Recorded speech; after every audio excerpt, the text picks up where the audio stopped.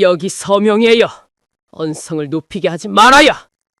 하나, 이 집을 준호에게 명의 이전해서 우리 고씨 가문의 명예를 세우고 결혼하게 하든가. 둘, 이혼 서류에 서명하고 당장 내 집에서 꺼리든가. 우리 집은 당신처럼 이기적이고 좁쌀 같은 며느리, 대의를 위해 희생할 줄 모르는 사람은 받아주지 않아! 두꺼운 서류 처리 고급 마호가니 식탁 위에 거칠게 내던져지며 조용했던 저녁 식사 공간에 날카로운 파열음을 만들었다. 시어머니인 박 여사가 식탁 상석에 앉아 있었다. 얼굴은 단단하게 굳어 있었고 눈빛은 마치 나를 산채로 잡아먹을 듯이 날카로웠다. 그녀 옆에는 28살이지만 아직도 철없는 도련님 티를 벗지 못한 준호가 다리를 꼬고 앉아 있었다. 그의 입꼬리는 비릿한 미소를 띠고 있었고 땅문서 서류철에 대한 탐욕스러운 눈빛을 감추지 못했다. 그리고 내 남편, 지난 5년간 내가 남편이라 불러왔던 민호는 그저 밥그릇만 내려다볼 뿐 감히 입을 떼지 못하는 한심하고 비겁한 모습이었다. 나는 숟가락을 밥그릇 위에 조용히 내려놓았다. 그 작은 찰칵 소리가 이 숨 막히는 침묵 속에서 유난히 크게 울려 퍼졌다. 나는 주위를 한번 둘러보았다. 내가 한때 가족이라고 생각했던 사람들의 얼굴 하나하나를 바라보았다. 이 집, 벽돌 하나하나, 커튼, 그리고 그들이 앉아있는 이 식탁 세트까지. 이 모든 것은 나의 땀과 눈물이며 내가 시집 올 때 부모님이 평생 아껴 모아주신 혼수였다. 그런데 지금 이들은 대놓고 대낮의 강도처럼 가족이라는 이름으로 그것을 빼앗으려 하고 있다. 나는 시어머니에게 차분하게 물었다. 그 차분함에 나 자신도 놀랐다. 어머니 방금 뭐라고 하셨어요? 제가 잘 못 들었는데요. 내 명의로 되어 있는 이 집을 준호에게 명의 이전하라고요. 이유가 뭔가요? 박 여사는 상을 쾅 내리쳤다. 그녀의 목소리가 찢어질 듯 날카로워졌다. 아직도 이유를 묻겠다고? 준호가 곧 결혼한다. 그 집 딸은 고급 목재를 유통하는 대기업 집안 딸이야. 재산이 차고 넘친다. 사돈댁에서 신랑 집은 번듯해야 한다. 최소한 대로변에 위치한 고급 빌라는 되어야 딸을 시집 보내겠다고 요구했어. 네가 맏형 부부이고 맏며느리잖아. 이 집이 이렇게 넓은데 당신들 둘이 다 쓰기는 너무 크지 않니? 이 집을 명의 이전해서 준호 결혼 선물로 줘. 그래야 사돈댁 앞에서 체면이 서지. 나중에 준호가 성공하면 다 보답할 거야. 설마 당신은 시동생이 장가 못 가고 이곳이 가문이 천하의 망신을 당하는 걸 보고 싶다는 거니? 나는 씁쓸하게 웃음을 터뜨렸다. 준호 씨는 대학 졸업한 지 6년이 지났는데도 변변찮은 직장 생활하며 아침 커피값도 어머니나 형수에게 손 벌려 받아가죠. 그런데 이제 결혼한다고 형수의 재산을 훔쳐서 거칠에 쓰겠다고요? 어머니는 그게 도리라고 생각하세요? 입 다물지 못해. 준호가 벌떡 일어나 나를 손가락으로 가리켰다. 공자병 걸린 태도는 사라지고 응석바지 특유의 사나움이 드러났다. 누나는 그렇게 인색하게 굴지 마. 누나 집이지만 형수 집은 곧 형의 집이고 이 집안의 재산이야. 형수로 왔으면 재산도 당연히 시댁에 귀속돼야지. 어머니가 말씀하셨는데 따르지 않는 건 불효야. 민호 형, 형수 단속 좀 잘해. 어머니 머리 꼭대기에 앉아있으려고 하잖아. 나는 민호를 바라보았다. 내 안에 남아있던 마지막 희미한 희망이 아련하게 타오르고 있었다. 민호 씨, 당신도 한마디 해봐요. 이 집은 내 부모님이 나에게 해주신 집이라는 거 당신이 제일 잘 알잖아요. 어머니와 준호 씨가 나를 이렇게 압박하도록 그냥 둘 건가요? 민호는 고개를 들었지만 내 시선을 애써 피했다. 그는 모기 소리만큼이나 약한 목소리로 중얼거렸다. 그러나 그 소리는 내 심장을 찢어놓기에 충분했다. 은혜야, 준호는 내 친동생이잖아. 사람이 평생 결혼 한 번 하는데 그냥 명의 이전해줘. 부부가 한마음 한뜻이면 태산도 옮긴다고 했잖아. 나중에 우리 다시 돈 벌어서 다른 집 사면 되지. 어머니 화나게 하지 마. 지금 혈압 오르셨어. 다시 돈 벌어서 다른 집 사면 된다고요? 나는 그의 말을 되풀이하며 가슴이 옥죄어 오는 것을 느꼈다. 지난 5년간 그는 평범한 회사원이었고 박봉을 받았다. 집에 오면 다리 꼬고 앉아 TV나 볼 뿐이었다. 집의 모든 크고 작은 지출, 전기세, 수도세부터 시어머니 약값, 시동생 용돈까지 모두 내가 개인 사업을 해서 벌어온 돈으로 처리했다. 그가 무슨 자격으로 다시 돈 벌자고 말하는가? 결국 그의 눈에 내 노력은 푼돈에 불과했고 그의 자존심은 그보다 더 값싼 것이었다. 박 여사는 아들이 자기 편을 드는 것을 보자 더욱 기세가 등등해졌다. 그녀는 턱을 쳐들고 집 명의 이전 서류와 이혼 서류를 내 쪽으로 밀어붙였다. 봤지? 당신 남편도 동의했어. 당장 서명해. 오늘 이 집을 명의 이전하지 않으면 이혼 서류에 서명하고 이 집에서 나가야 할 거야. 이 집을 나가면 당신은 남편에게 버림받은 여자가 될 뿐이야. 누가 당신 같은 여자를 데려가겠어. 그때 가서 이 집 안고 평생 외롭게 살게 될지 두고 보자고. 식당에는 침묵이 감돌았다. 벽시계에 째깍거리는 소리는 마치 오래전에 임종한 결혼 생활의 시간을 세는 듯했다. 나는 눈앞에 새 얼굴을 보았다. 탐욕스럽고 독단적인 시어머니, 염치 없는 시동생, 그리고 나약하고 배신적인 남편. 그들은 내가 굴복할 것이라 확신하며 승리감에 젖어 나를 노려보았다. 그들은 내가 민호를 사랑한다고 생각했다. 그들은 내가 남편에게 버림받은 여자라는 오명을 두려워한다고 생각했다. 그들은 내가 그저 참고 견디는 나약한 여자라고 생각했다. 하지만 그들은 착각했다. 내 눈물은 이미 3개월 전에 말라버렸다는 것을 그들은 알지 못했다. 나는 이혼 서류를 천천히 들어올렸다. 민호의 서명이 이미 깔끔하게 찍혀 있었다. 그는 이미 서명을 해놓았던 것이다. 이것은 그들이 오래전부터 서로 의논하고 나를 궁지에 몰아넣기 위해 음모를 꾸며왔다는 증거였다. 좋아요. 나는 나지막한 목소리로 말했다. 어머니와 가족들이 이토록 냉정하게 나오신다면 저도 더 이상 미련은 없어요. 나는 핸드백에서 만년필을 꺼내 이혼 서류에 내 이름을 단호하게 서명했다. 내 필체는 강했고 떨림이 전혀 없었다. 박 여사와 준호는 서로를 보며 비웃었다. 박 여사는 내가 그저 협박하는 것이거나 이혼하더라도 집은 남겨둘 것이라고 생각했다. 그녀는 서류를 낚아채서 서명을 확인한 후 입꼬리를 실룩거렸다. 꽤 괜찮네. 그래도 조금은 자존심이 남아있었군. 이제 남은 명이 이전 서류에 서명하고 옷까지 챙겨서 당장 여기서 사라져. 기억해. 찢어진 옷들만 가져갈 수 있어. 이 집의 가구와 물품은 모두 준호가 결혼한 데 쓸 거야. 나는 만년필 뚜껑을 닫았다.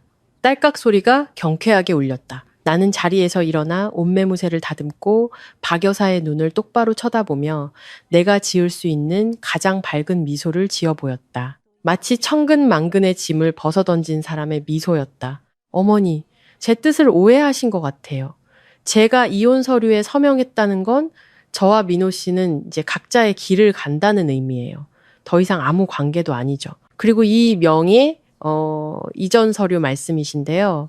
나는 그들이 미리 작성해둔 토지 소유권 이전 서류를 집어들고 그들이 보는 앞에서 천천히 그것을 반으로 다시 네 조각으로 찢었다. 종이 조각들은 그들의 탐욕에 대한 새하얀 조이처럼 바닥에 흩날렸다.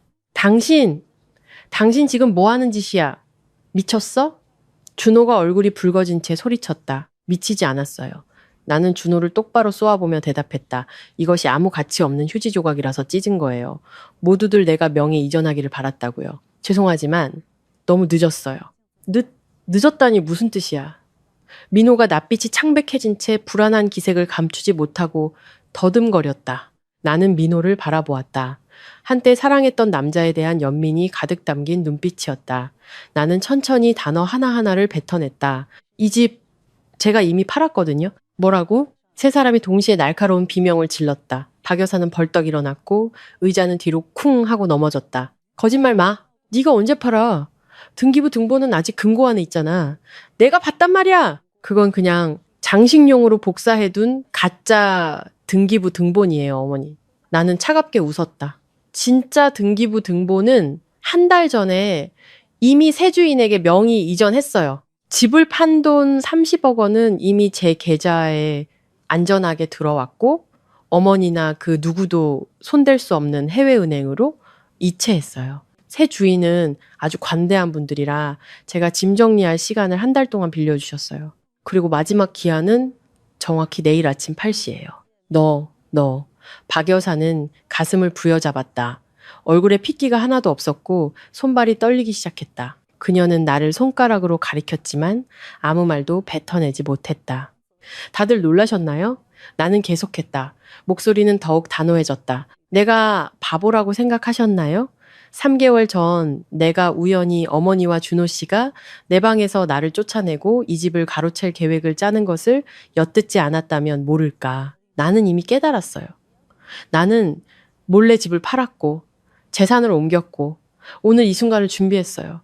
나는 이 순간을 기다려왔어요. 당신들이 은혜를 원수로 갚는 배은망덕한 본색을 드러내는 이 순간을요.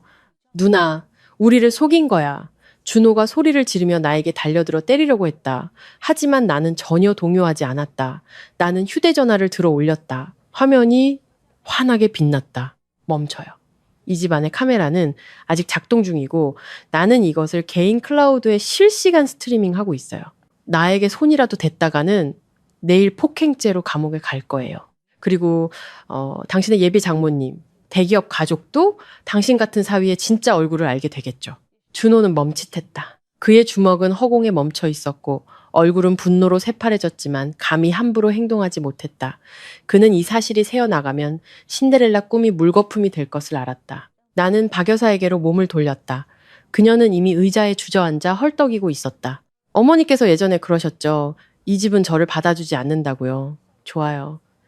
이제 이 집은 내 것도 아니고 당신들 것도 아니에요. 내일 아침 새 주인이 집을 찾으러 올 거예요.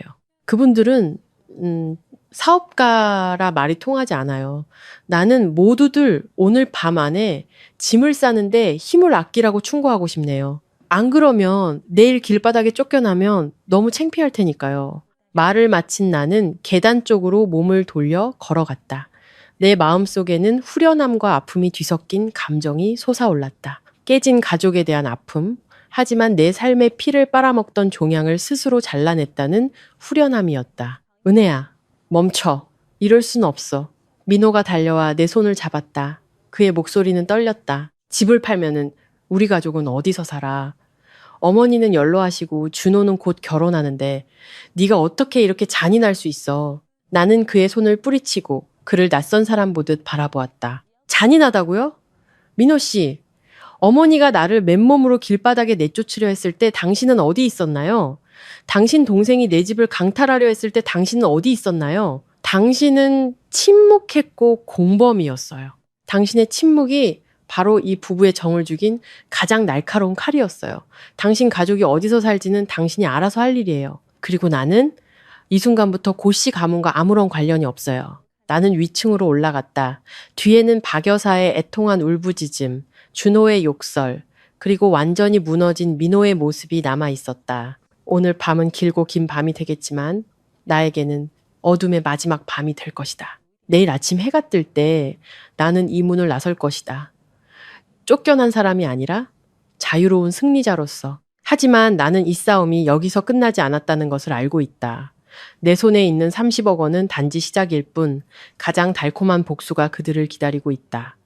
채널 소개 및 교육적 메시지. 이 이야기는 허구적 요소를 포함하고 있으며 AI의 지원을 받아 제작되었음을 밝힙니다. 이 이야기는 듣는 이들에게 독립의 가치와 삶의 인과응보 법칙에 대해 강렬한 교육적 메시지를 전달하는 것을 목적으로 합니다. 두꺼운 나무 문이 닫혔지만 아래층에서 벌어지는 싸움의 차가운 기운이 내 마음까지 스며드는 것을 막을 수는 없었다. 나는 문에 등을 기대고 차가운 나무 바닥에 천천히 주저앉았다. 내가 꽃병 하나, 벽에 걸린 그림 하나까지 정성껏 돌보며 행복한 가정을 만들고자 했던 이 침실은 이제 낯설고 이상할 정도로 답답하게 느껴졌다. 어둠 속에서 커튼을 통해 들어오는 가로등 불빛만이 희미하게 비쳤다.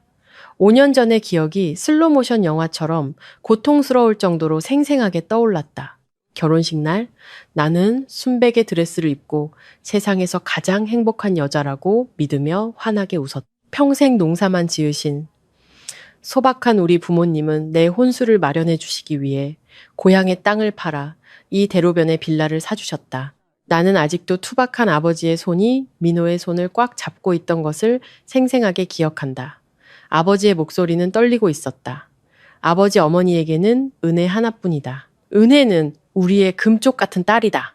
이제 이 집과 함께 은혜를 자네에게 맡긴다 부디 편안하게 살 수 있도록 부모는 자네가 부귀영화를 누리기를 바라지 않아 그저 은혜를 사랑하고 보호해줘. 눈물 흘리게 하지 말아줘. 그날 민호는 조상님과 하객들 앞에서 평생 나를 사랑하고 물질은 덧없는 것이며 부부의 정이 영원하다고 맹세하며 무릎을 꿇었다. 그때 그의 눈빛은 너무나도 진실하여 나는 맹목적이고 어리석게 믿었다.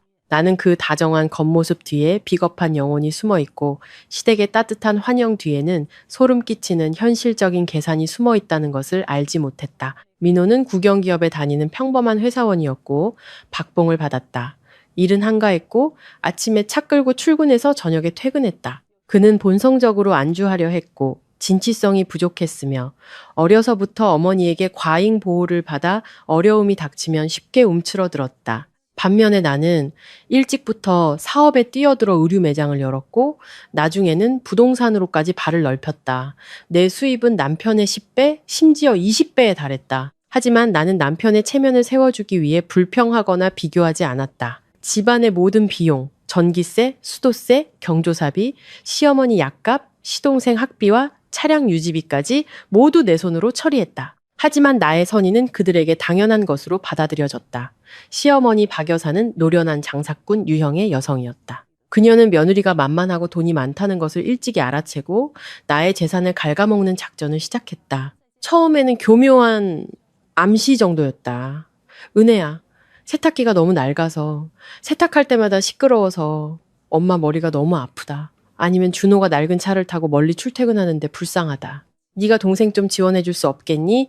나는 집안의 평화를 위해 모두 고개를 끄덕였다. 나는 새 세탁기를 샀고 준호에게 새 스쿠터를 사주었지만 인간의 탐욕은 바닷물과 같아서 마실수록 더 목마른 법이었다. 응석바지로 자라 버릇이 없어진 시동생 준호는 28세가 되어서도 여전히 형수에게 기생하며 살았다. 그는 일도 제대로 하지 못했고 월급은 자신을 부양하기에 부족했지만 사치스러운 생활을 즐겼다. 그는 형수를 살아있는 ATM 기계처럼 여겼다. 돈이 떨어지면 어머니에게 속삭였고 박 여사는 가족의 맏며느리의 책임이라는 핑계를 대며 나에게 돈을 짜내도록 압박했다. 한 번은 준호가 교통사고를 내서 상대방에게 5천만 원을 물어줘야 했다. 민호는 수중에 단돈 한 푼도 없어 그저 애원하는 눈빛으로 나만 쳐다볼 뿐이었다. 박 여사는 통곡하며 펄펄 뛰었고 극단적인 행동을 하겠다고 위협했다. 결국 돈을 내서 조용히 해결한 사람은 나였다. 하지만 그 사건 후 나는 진심 어린 감사 인사 한마디 듣지 못했다. 그들은 그것을 나의 의무로 여겼다. 심지어 나는 준호가 친구와 통화하는 것을 엿들은 적도 있다. 걱정 마, 우리 형수 바보야. 몇 마디 달콤한 말 해주면 돈 다 빼낼 수 있어. 이 집은 나의 가장 큰 재산이자 나의 마음이 담긴 곳이었지만 점차 그들의 눈엣 가시가 되었다. 그들은 집 명의가 나에게만 있다는 사실이 불편했다. 그들은 이 집에서 아들들의 입지가 약해진다고 느꼈다. 잠재된 질투는 증오로 바뀌었고 준호가 예비 신부를 데려오면서 그 절정에 달했다. 그 여자라는 목재 대기업 회장의 딸이었고 집안 배경이 엄청났다. 체면을 세우기 위해 박 여사는 이 집을 뻔뻔하게 가로챌 계획을 세우기 시작했다. 나는 바닥에 웅크리고 누웠다. 눈물은 흐르지 않았지만 가슴은 칼로 베이는 듯이 아팠다. 나의 비극은 오늘 시작된 것이 아니라 지난 5년간 나의 굴종과 인내로부터 싹트기 시작했다는 것을 깨달았다. 나는 그들의 탐욕을 키워왔고 이제 그들은 나에게 치명적인 일격을 가하려 한다. 하지만 그들은 착각했다. 지렁이도 밟으면 꿈틀거린다. 오늘 밤 나의 침묵은 굴복이 아니라 폭풍전의 고요함이다. 그들은 이 무한한 탐욕이 내 안에 다른 사람을 깨웠다는 것을 알았을까?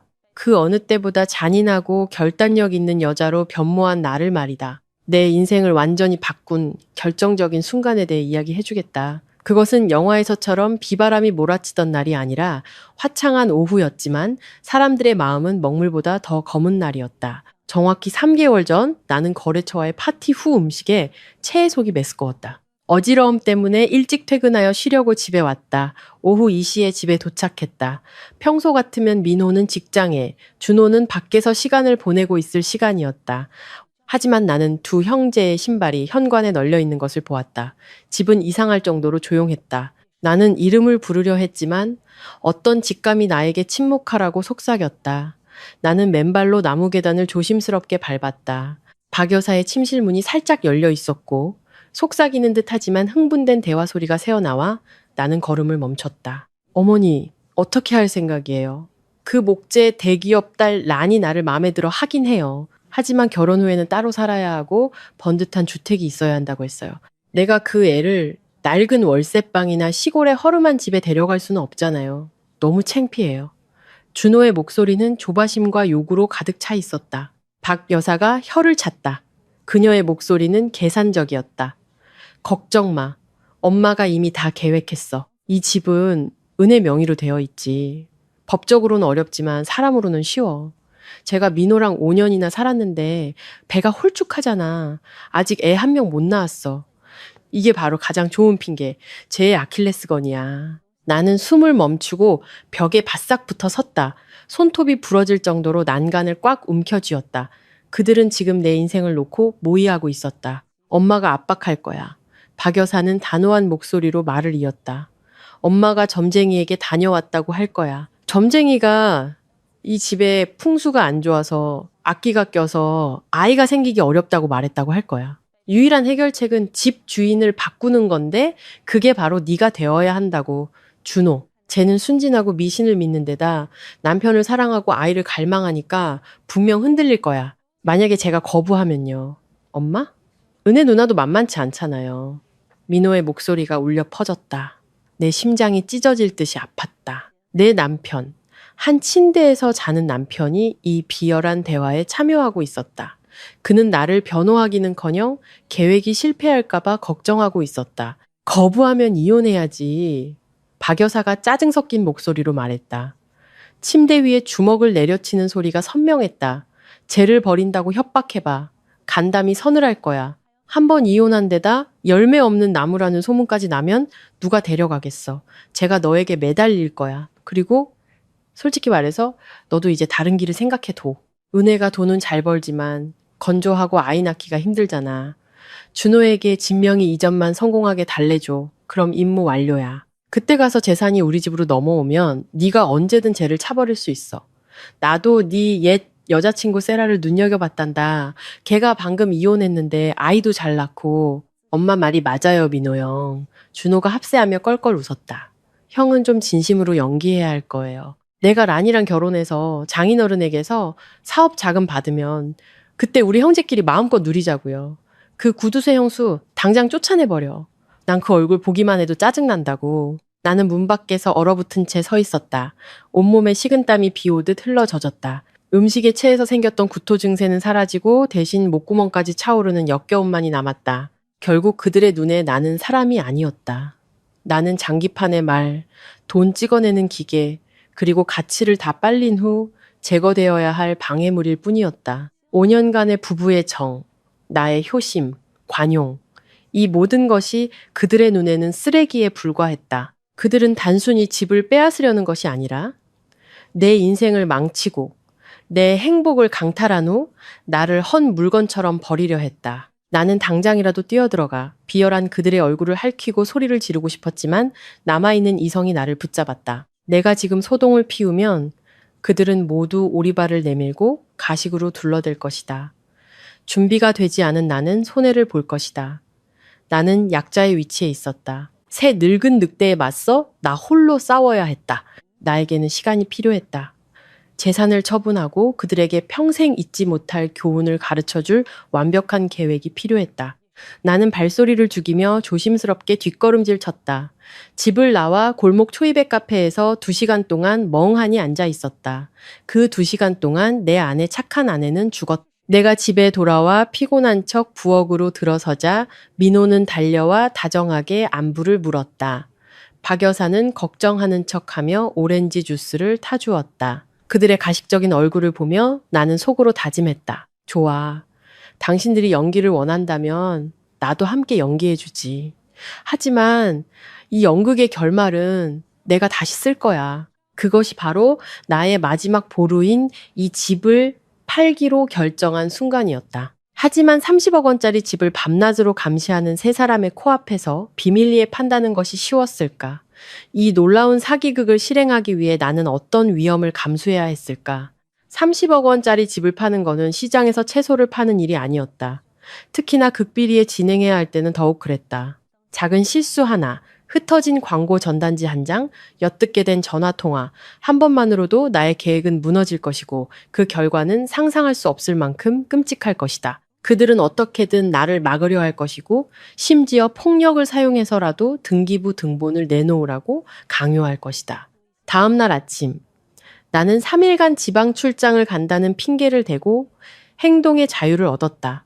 실제로는 시내 근처 호텔을 빌려 대학 시절 친했던 친구 수아에게 연락했다. 수아는 현재 고급 부동산 중개업계의 거물이었다. 수아는 입이 무겁고 일 처리가 깔끔했으며 무엇보다 바람 피우고 배신하는 행위를 혐오하는 성격이었다. 내 이야기를 들은 수아는 격분하며 책상을 내리쳤다. 저런 개만도 못한 놈들. 은혜야, 걱정 마. 이거는 내가 처리할게. 빠르고 깔끔하게 현금으로 살 사람을 찾을 거야. 그리고 중요한 건 비밀을 철저히 지키는 거지. 정확히 일주일 후 수아에게서 좋은 소식이 왔다. 독일 교포인 최 부부 최민호, 최하은가 귀국하여 장기 투자용 빌라를 찾고 있다는 것이다. 그들은 지적이고 깔끔한 성격이며 복잡한 것을 싫어했다. 나는 그들을 한적한 카페에서 만났다. 최 부부는 품이 있어 보였지만 아주 친근했다. 나는 남편 가족의 비열한 행위는 체면상 자세히 말하지 않고 급히 사업 자금이 필요하고 결혼 생활에 문제가 생겨 법원에 가기 전에 사유재산을 조용히 정리하고 싶다고 말했다. 그리고 특별히 3개월 동안 집을 임대하여 시댁의 눈을 피하고 싶다고 요청했다. 최 씨는 잠시 놀라는 기색이었다. 최 씨는 고개를 끄덕였다. 그의 눈빛에는 인생 경험이 많은 사람의 깊은 이해가 담겨 있었다. 이해합니다. 현대 여성은 스스로 주도적이어야 합니다. 염려 마세요. 저희는 당장 입주할 것이 아니라 투자 목적으로 사는 것입니다. 3개월 임대는 문제 없습니다. 단 집을 잘 관리해 주시고 약속된 날짜에 인수인계만 해주시면 됩니다. 거래는 성사되었다. 그 후 며칠은 숨 막히는 시간이었다. 나는 민호에게는 고객을 만나러 간다, 스파에 간다 등의 거짓말을 했지만 실제로는 근무 시간에 몰래 집에 가서 최 부부에게 집을 보여주거나 부랴부랴 법무사 사무실을 들락거렸다. 매번 집에 갈 때마다 심장이 쿵쾅거렸다. 준호나 박 여사가 예고 없이 나타날까 두려웠다. 이 집은 결혼 전에 나에게 증여된 개인 재산이었기에 명의 이전 절차에 민호의 서명이 필요 없었다. 이것이 나에게는 가장 큰 행운이었다. 양도계약서에 서명하던 날, 내 손은 떨렸다. 이 집에는 부모님의 수많은 추억과 내가 꿈꿨던 행복이 담겨 있었다. 하지만 나는 이 집을 지키는 것은 재앙을 지키는 것임을 알았다. 내 휴대전화의 계좌 잔액이 30억 원이 증가했다는 알림 문자가 도착한 그 순간 나는 거실에서 박 여사를 위해 과일을 깎고 있었다. 띵동 소리가 울리자 박 여사는 곁눈질로 나를 흘겨보았다. 누가 문자했니? 하찮은 직원들이 괴롭히나 보네. 나는 미소를 지었다. 흥분과 긴장으로 떨리는 몸을 억누르며 네, 어머니. 부동산 광고 문자예요. 요즘 사기가 많아요. 내 마음속으로 나는 기쁨에 소리쳤다. 맞아요, 어머니. 사기가 많죠. 그리고 방금 저는 어머니의 코앞에서 가장 완벽한 사기극을 성공시켰어요. 30억 원은 즉시 해외은행의 온라인 예금 계좌로 이체되었다. 그곳은 완벽하게 보안이 유지되며 그들 가족 중 누구도 조회하거나 간섭할 수 없는 곳이었다. 연극을 완벽하게 마무리하기 위해 나는 그래픽 디자이너 친구에게 부탁하여 진짜와 똑같은 색상, 문양, 붉은 도장이 찍힌 가짜 등기부 등본을 인쇄했다. 그날 저녁, 나는 민호 앞에서 일부러 금고를 열고 서류를 확인하는 척하며 가짜 등기부 등본을 가장 중요한 위치에 보관했다. 민호는 그것을 보며 탐욕스러운 눈빛을 빛냈다. 그는 그것이 아무 가치 없는 휴지 조각이라는 것을 알지 못했다. 나는 또한 저녁 식사 자리에서 불평하기 시작했다. 요즘 부동산 시장이 침체기래요.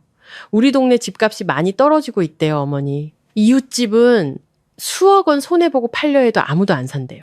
나의 목적은 그들이 재산 가치 하락을 두려워하게 만들어 준호에게 명의 이전을 서두르도록 부추기는 것이었다. 그리고 예상대로 그들은 덫에 걸려 나를 압박하는 계획을 오늘 밤으로 앞당겼던 것이다. 하지만 이 탈출 작전을 조용히 준비하는 과정에서 나는 또 다른 비밀을 우연히 발견했다. 그것은 최근 민호의 잦은 출장과 관련된 비밀이었다.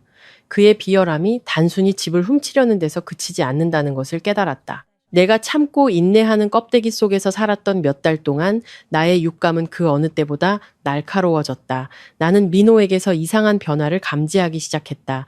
원래 게으르고 멀리 가는 것을 싫어했던 사람이 갑자기 주말마다 출장을 자원했다. 그의 휴대전화는 예전에는 아무렇게나 놓여 있었지만 이제는 항상 몸에 지니고 있었고 화면은 항상 뒤집혀 있었으며 비밀번호는 계속 바뀌었다. 어떤 날 밤에는 내 옆에 누워서도 문자를 톡톡 치며 혼자 빙긋이 웃었다.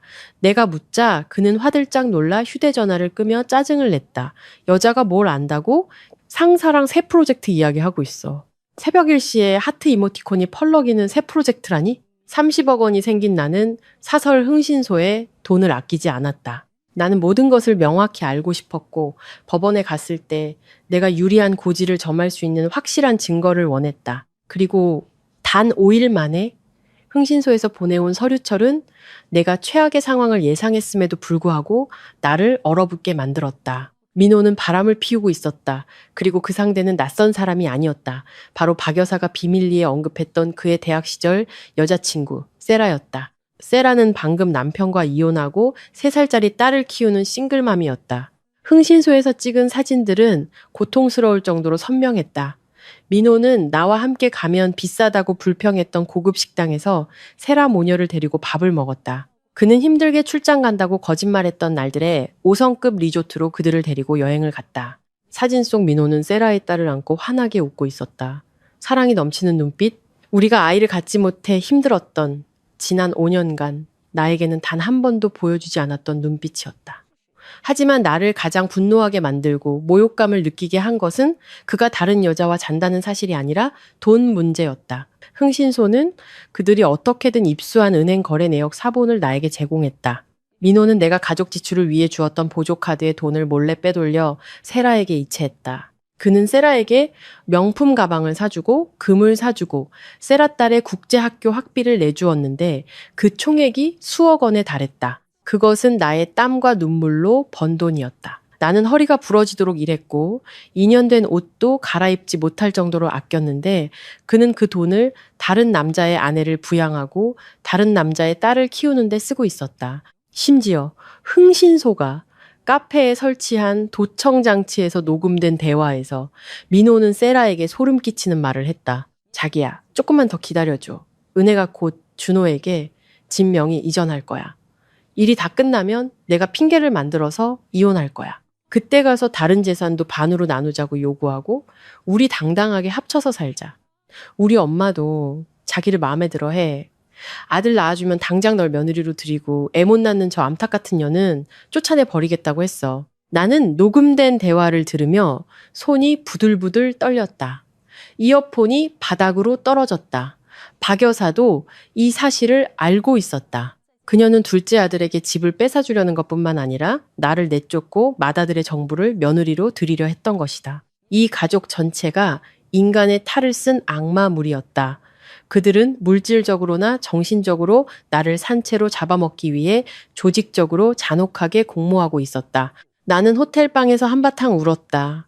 나의 어리석음, 잘못된 곳에 둔 맹목적인 사랑을 슬퍼했다. 하지만 비 온 뒤에 땅이 굳듯이 눈물을 닦아내자 내 안에는 증오와 복수심만이 남았다. 나는 모든 증거 외도 사진, 녹음 파일, 이체 내역, 사본을 모았다. 그것들을 깔끔하게 정리하여 치명타라는 이름의 서류철에 담았다.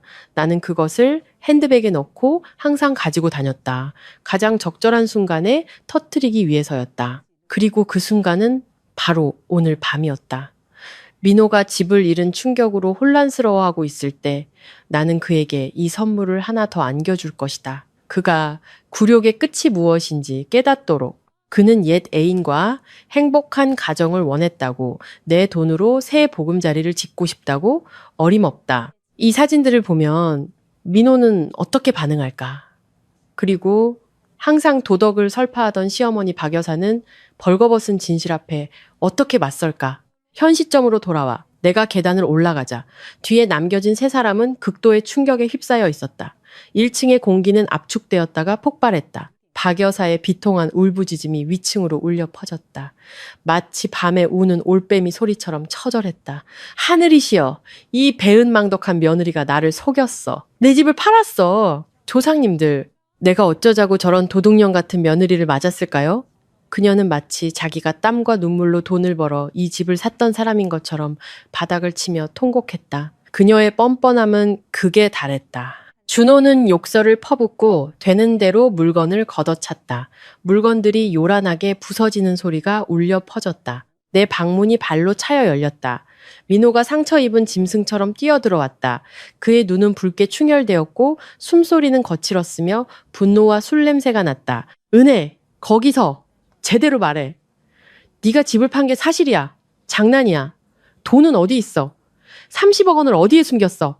당장 나에게 내놔. 나는 태연하게 마지막 옷가지를 여행 가방에 접어넣고 있었다. 나는 그를 경멸하는 눈빛으로 돌아보았다. 목소리는 얼음처럼 차가웠다. 내 돈이에요. 내가 내 집을 팔았는데 그게 당신과 무슨 상관이죠? 당신이 무슨 자격으로 나에게 요구해요? 당신은 내 아내야.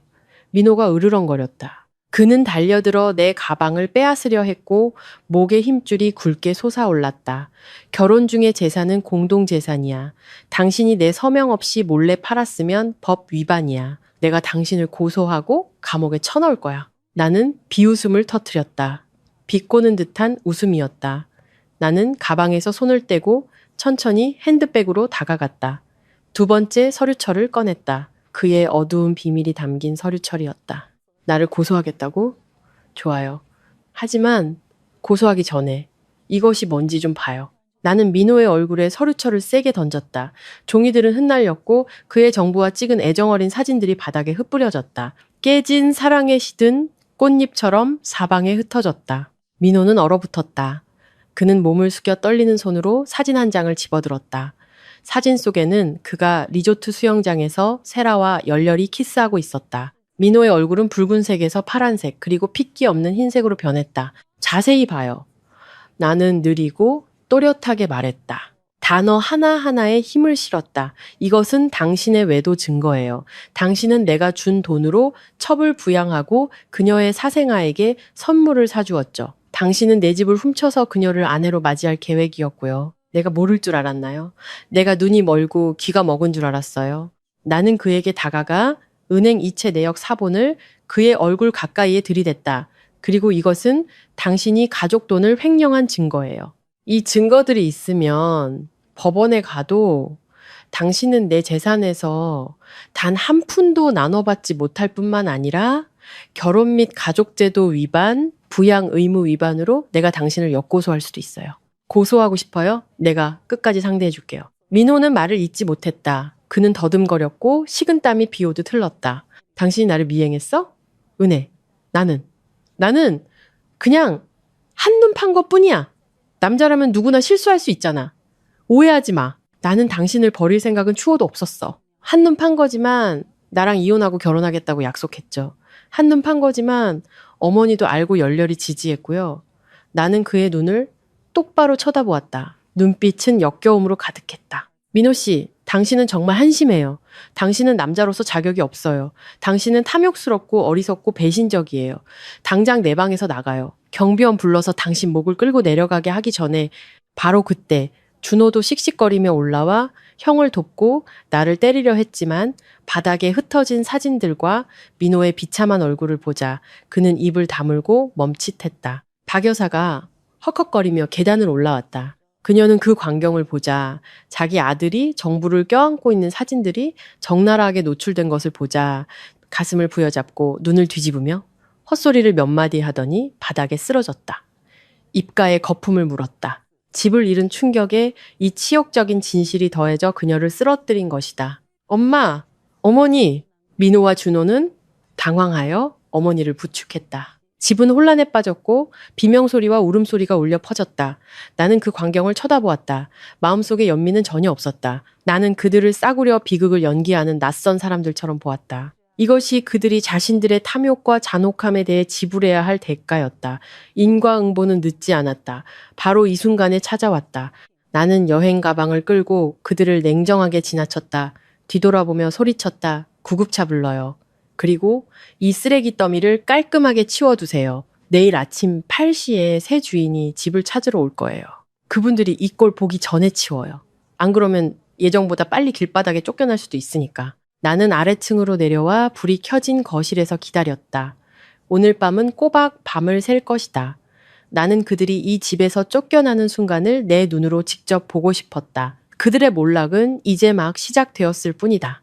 그날 밤은 고씨 가족에게 길고 긴 밤이었지만 나에게는 해방의 밤이었다. 구급차가 와서 박 여사를 데려갔다. 준호는 간호하기 위해 따라가야 했다. 민호는 유령처럼 힘없이 남아 절망과 공포 속에서 개인 물품들을 챙기려 애썼다. 그는 내가 차분하게 차를 마시는 것을 바라보았고 증오심으로 가득 찬 눈빛이었지만 내가 모든 것을 온 천하에 폭로할까 두려워 감히 입을 떼지 못했다. 정확히 아침 8시 요란한 엔진 소리가 동네의 고요함을 깨뜨렸다. 검은색 험악한 픽업트럭 한 대가 대문 앞에 멈춰섰다. 차에서 내린 것은 우아한 교포 부부가 아니라 문신으로 가득한 건장한 남자 5명이었다. 그들은 전문 자산관리 회사 유니폼을 입고 있었다. 선두의 선. 호형님은 얼굴이 험악했지만 일 처리는 원칙대로 하는 사람이었다. 이것은 내가 미리 준비해둔 수였다. 시댁 식구들이 버틸 경우에 대비하여 새 주인에게 위임장을 받아 강력한 제3자가 처리하도록 한 것이다. 누가 고민호 씨여? 호형님이 굵은 목소리로 물었다.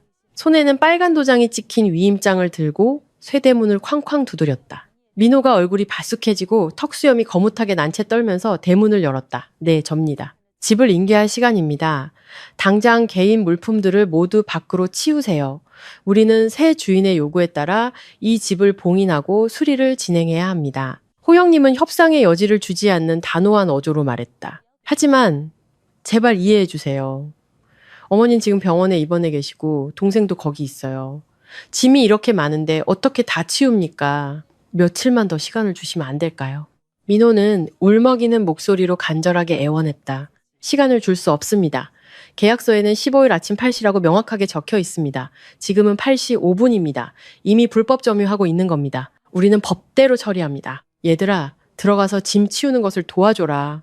호영님이 손을 흔들어 명령했다. 건장한 두 청년이 즉시 집 안으로 돌진했다. 그들은 조심스럽게 물건을 다루지 않았다. 민호 가족의 옷, 이불, 식기들을 모두 큰 상자에 난폭하게 집어넣었다. 박 여사가 아끼던 낡은 찻잔 세트, 준호의 명품 신발, 민호의 정장들까지 모든 것이 끌려나와 마당에 뒤죽박죽 쌓였다. 요란한 소동에 이웃들이 구경하러 나오기 시작했다. 호기심 가득한 시선들, 웅성거리는 수군거림이 울려 퍼졌다. 어머, 박 여사네 집이 그렇게 부자라더니 알고 보니 빚 때문에 집이 넘어갔나 봐. 며느리를 너무 괴롭혀서 며느리가 집 팔고 도망갔다던데. 인과응보지. 악하게 살면 벌을 받는 법이야. 꼴 좀 봐. 너무 창피해서 이 수군거림은 민호의 깨지기 쉬운 자존심에 바늘처럼 꽂혔다.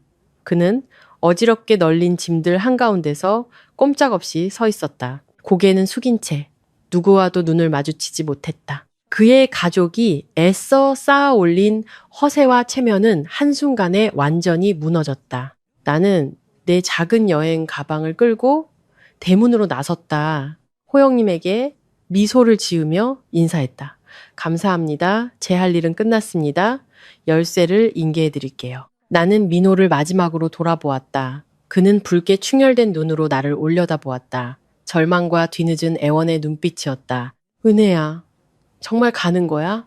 나를 이렇게 버리고 갈 수 있어? 나는 당신을 버리는 것이 아니에요, 민호 씨. 나는 부드럽지만 단호하게 대답했다. 나는 당신의 제자리로 돌려보내는 것뿐이에요. 당신 인생은 당신 스스로 책임지세요. 잘 있어요. 나는 택시를 잡아 탔다. 이웃들의 놀란 시선 속에서 차에 올랐다. 차는 웅장했지만 차가운 빌라를 뒤로하고 그들이 자초한 결과 속에서 허우적대는 배신적인 사람들을 뒤로한 채 굴러갔다. 차에 앉아 백미러로 점점 작아지는 민호의 초라한 모습을 보며 내 마음에는 형언할 수 없는 감정이 솟아올랐다. 후련함보다는 홀가분함이었다. 나는 깨달았다. 한 여성의 가치는 얼마나 많이 희생하고 인내하느냐에 있는 것이 아니라 언제 놓아야 할지 알고 자신을 사랑하는 방법을 아는 데 있다는 것을. 집을 잃으면 다시 살 수 있지만 자존심과 행복은 한 번 잃으면 되찾기 어렵다. 오늘 나의 행동을 세상 사람들은 잔인하다고 판단할지 모른다. 하지만 나에게 이것은 내 삶을 살기 위해 필요한 해방이었다. 고급 빌라 단지를 떠난 택시는 나를 도시 중심부로 빠르게 데려갔다. 나는 강변 뷰가 있는 고급 아파트를 이미 계약해 두었고 새로운 삶을 시작할 참이었다. 자유의 공기를 마시자 나는 마치 다시 태어난 것 같았다. 하지만 전 시댁 가족의 이야기는 거기서 끝나지 않았다. 수다쟁이 이웃들의 정보망을 통해 나는 그들의 비참한 상황을 빠르게 파악할 수 있었다. 집에서 쫓겨난 민호는 갈 곳이 없었다. 박 여사 명의로 남아있던 유일한 재산인 도시 외곽의 낡은 단층집이 그들의 마지막 피난처가 되었다. 이 집은 작고 질척거리는 좁은 골목 깊숙한 곳에 있었고 재개발을 기다리며 수년간 방치되어 있었지만 프로젝트는 감감무소식이었다. 그날 오후 민호는 3륜차를 빌려 그들의 짐더미를 그곳으로 날랐다. 그 모습은 비극적이면서도 우스꽝스러웠다. 평소에는 정장을 차려입고 반짝이는 구두를 신던 남자가 이제는 바지를 걷어올리고 땀을 뻘뻘 흘리며 땡볕 아래에서 짐을 나르고 있었다. 준호는 병원에서 돌아와 어머니를 혼자 두었다. 새로운 보금자리를 보고는 얼굴이 일그러졌다. 집에 들어서자마자 곰팡이 냄새, 쥐 사체 냄새가 코를 찔렀고 순도 100% 도련님인 준호는 코를 막고 비명을 질렀다. 세상에, 여기가 사람이 사는 곳이에요. 돼지우리예요? 벽에는 온통 곰팡이가 피었고 지붕은 새고 바닥은 끈적거려요. 어떻게 살아요? 민호 형, 어떻게 좀 해봐요. 저는 여기 사느니 차라리 다리 밑에서 잘게요. 민호는 이미 지쳐 있었고 사방에서 오는 엄청난 압박감에 시달리고 있었다. 그는 분노를 참지 못하고 동생에게 소리쳤다. 싫으면은 길거리로 나가. 지금 돈도 없고 집도 없는데 뭘 더 바라? 어머니는 병원에 계시고 돈이 많이 들어가. 나도 빈털터리가 됐다고. 네가 잘났으면 돈 벌어서 호텔이라도 얻든가? 형 때문이잖아. 형이 무능해서 형수 잡지도 못하고 집 팔아 도망가게 했잖아. 형이 무슨 형이야. 준호가 목에 핏대를 세우고 대들었다. 입 닥쳐. 네가 사치스럽게 결혼하겠다고 고급 빌라를 요구하지 않았으면 어머니가 은혜에게 이 지경까지 했을까? 다 네 허세와 어머니 때문이야. 두 형제는 엉망으로 쌓인 짐더미 한가운데서 싸우고 욕설을 퍼붓고 심지어 몸싸움까지 했다. 욕지거리가 가난한 동네 전체에 울려 퍼졌고 이웃들은 고개를 절레절레 흔들며 시끄러움을 피하기 위해 문을 닫았다. 그날 밤 비가 새는 낡은 집에서 전기는 깜빡거렸고 수도꼭지에서는 녹슨 누런 물이 졸졸 흘렀다. 민호는 다리 부분이 부러진 낡은 침대 대신 바닥에 급하게 깔린 돗자리 위에서 몸을 웅크렸다. 모기가 귓가에서 윙윙거렸고 흙바닥에서 올라오는 찌는 듯한 더위가 느껴졌다. 그는 옛 빌라의 부드러운 매트리스, 향기로운 에어컨이 나오는 방을 떠올리며 눈물을 흘렸다. 행복했던 과거와 비참한 현실의 잔혹한 대비는 그들의 얼굴에 정통으로 강타했다. 그들은 한때 나를 깔보며 나의 희생을 하찮게 여겼다. 이제 그들은 흙탕물 바닥으로 내던져져 그들이 경멸했던 가난의 쓴맛을 맛보아야 했다. 하지만 가장 큰 비극은 여전히 그들의 머리 위에 다모클레스의 칼처럼 드리워져 있었다. 바로 준호의 결혼식이었다. 결혼 날짜는 이미 정해졌고 청첩장도 돌렸다. 신부 집은 대기업 집안이었다. 어떻게 이 냄새나고 허름한 쥐구멍 같은 곳으로 신부를 데려올 수 있단 말인가? 그들이 빈털터리가 되었고 빚더미에 앉았다는 사실을 어떻게 숨길 수 있을까? 그들의 머릿속에서 미친 듯하고 무모한 계획이 싹트기 시작했다. 그것은 그들을 더 깊은 구렁텅이로 밀어넣을 것을 예고하는 것이었다. 채널 소개 및 교육적 메시지. 이 이야기는 허구적 요소를 포함하고 있으며 AI의 지원을 받아 제작되었음을 밝힙니다. 이 이야기는 듣는 이들에게 뿌린 대로 거둔다는 인과응보의 법칙과 탐욕과 배은 망덕이 인간을 나락으로 이끈다는 깊은 교훈을 전달하는 것을 목적으로 합니다. 허세와 탐욕이라는 수천 톤의 돌덩이가 박 여사 모자무제 어깨를 짓눌렀다. 며칠간 병원에 입원했던 박 여사는 완강하게 퇴원을 요구했다. 사실 그녀는 가벼운 고혈압 증세였고 나에게 압력을 가하기 위해 일부러 드러누웠던 것이지만 내가 너무 냉정하게 나오자 포기했고 입원비도 너무 비쌌다. 낡은 단층집으로 돌아온 그녀는 한바탕 통곡했지만 현실에 직면하기 위해 정신을 차려야 했다. 온 가족은 누런 전등불빛 아래 머리를 맞대고 모이했다. 긴장감은 일촉즉발의 군사회의 같았다. 절대로 사돈댁이 우리가 집을 잃었다는 것을 알게 해서는 안 돼. 박 여사는 아직 쉰 목소리였지만 눈빛은 계산적이고 날카로웠다. 란의 집은 재산이 넘치고 아버지는 체면을 중시하는 사업가야. 우리가 빈털터리가 되고 빚더미에 앉았다는 것을 알게 되면은 당장 파혼할 거야. 란과 결혼하는 것은 신분 상승이고 우리 집안이 다시 일어설 수 있는 유일한 기회야. 우리는 한판 걸어야 해. 잃을 게 없으니 덤벼야지. 준호는 연신 고개를 끄덕였다. 엄마 말이 맞아요. 제가 란에게 우리 집에 고급 빌라가 있고 부모님도 연금이 많다고 허풍을 쳤단 말이에요. 지금 사실이 밝혀지면 너무 창피해요. 끝까지 연기해야 돼요. 그들의 미친 계획은 다음과 같았다. 서울 중심가의 호화빌라를 3일간 임차하여 약혼식과 신부집으로 오는 길을 가짜로 연출하는 것이었다. 그들은 화려하게 장식하고 시간제 도우미를 고용하고 고급 외제차까지 빌려서 마치 새로 집을 사서 안정된 삶을 시작하는 것처럼 가장할 것이다. 결혼식이 끝나고 신부의 축의금과 혼수가 손에 들어오면 그때 가서 사실이 밝혀진다 해도 신부 측은 어쩔 수 없이 눈 감아줄 수밖에 없다고 생각했다. 하지만 핵심 문제는 돈이었다. 빌라 임차료, 장식비, 예물, 차량 렌털비, 옷 대여비, 대충 계산해도 수억 원이 필요했다. 민호는 이미 저축액을 모두 탕진했고 대부분은 정부 세라에게 도둑맞아 도망가기 전에 없어진 상태였다. 준호는 무일푼이었다. 박 여사에게는 노후를 위한 금 몇 돈만 남아 있었다. 궁지에 몰리자 그들은 무모한 짓을 저질렀다. 민호는 뻔뻔하게 나에게 전화를 걸었다. 여보세요, 은혜야. 전화 너머의 민호 목소리는 비참했고 애원하는 듯 했다. 내가 잘못했다는 것을 알아. 천번 만번 미안해. 하지만 준호의 일생이 걸린 문제야. 신부집이 까다로워. 우리 5년간의 부부의 정을 생각해서 나에게 2억 원만 빌려주면 안 될까? 아니, 그냥 도와준다고 생각해줘. 시동생 결혼 축의금이라고 생각하고 마지막으로 도와줘. 나중에 평생 소처럼 일해서 갚을게. 나는 새로 산 아파트 발코니에서 와인을 마시고 있었다. 그의 말을 듣고 큰 소리로 웃었다. 내 웃음소리는 차갑고 날카로웠으며 그의 남아있는 자존심을 긁었다. 민호 씨, 당신 지금 전처에게 말하는 거예요? 아니면 자선은행에 말하는 거예요? 지난 2년은 당신들이 훔치려 했던 30억 원짜리 집으로 이미 다 갚았어요. 5년간 당신 가족 전체를 내가 부양한 것으로 부족했나요? 이제 나는 당신의 이 기만적인 가족과 아무런 책임도 없어요. 돈이 필요하다고? 당신 정부 세라에게 전화해서 요구해요. 내가 내 돈으로 사준 그 명품 가방들 팔아서 시동생이나 돕게 하세요. 나는 단호하게 전화를 끊고 즉시 그의 번호를 차단했다. 나에게 돈을 빌릴 수 없게 되자 그들은 최후의 수단인 사채를 쓰기로 했다. 준호는 궁지에 몰린 사람의 무모함과 피에 섞인 허세 때문에 내가 예전에 사주었던 SH 오토바이 서류를 몰래 가지고 나가 사채업자에게 살인적인 이자로 5억 원을 빌렸다.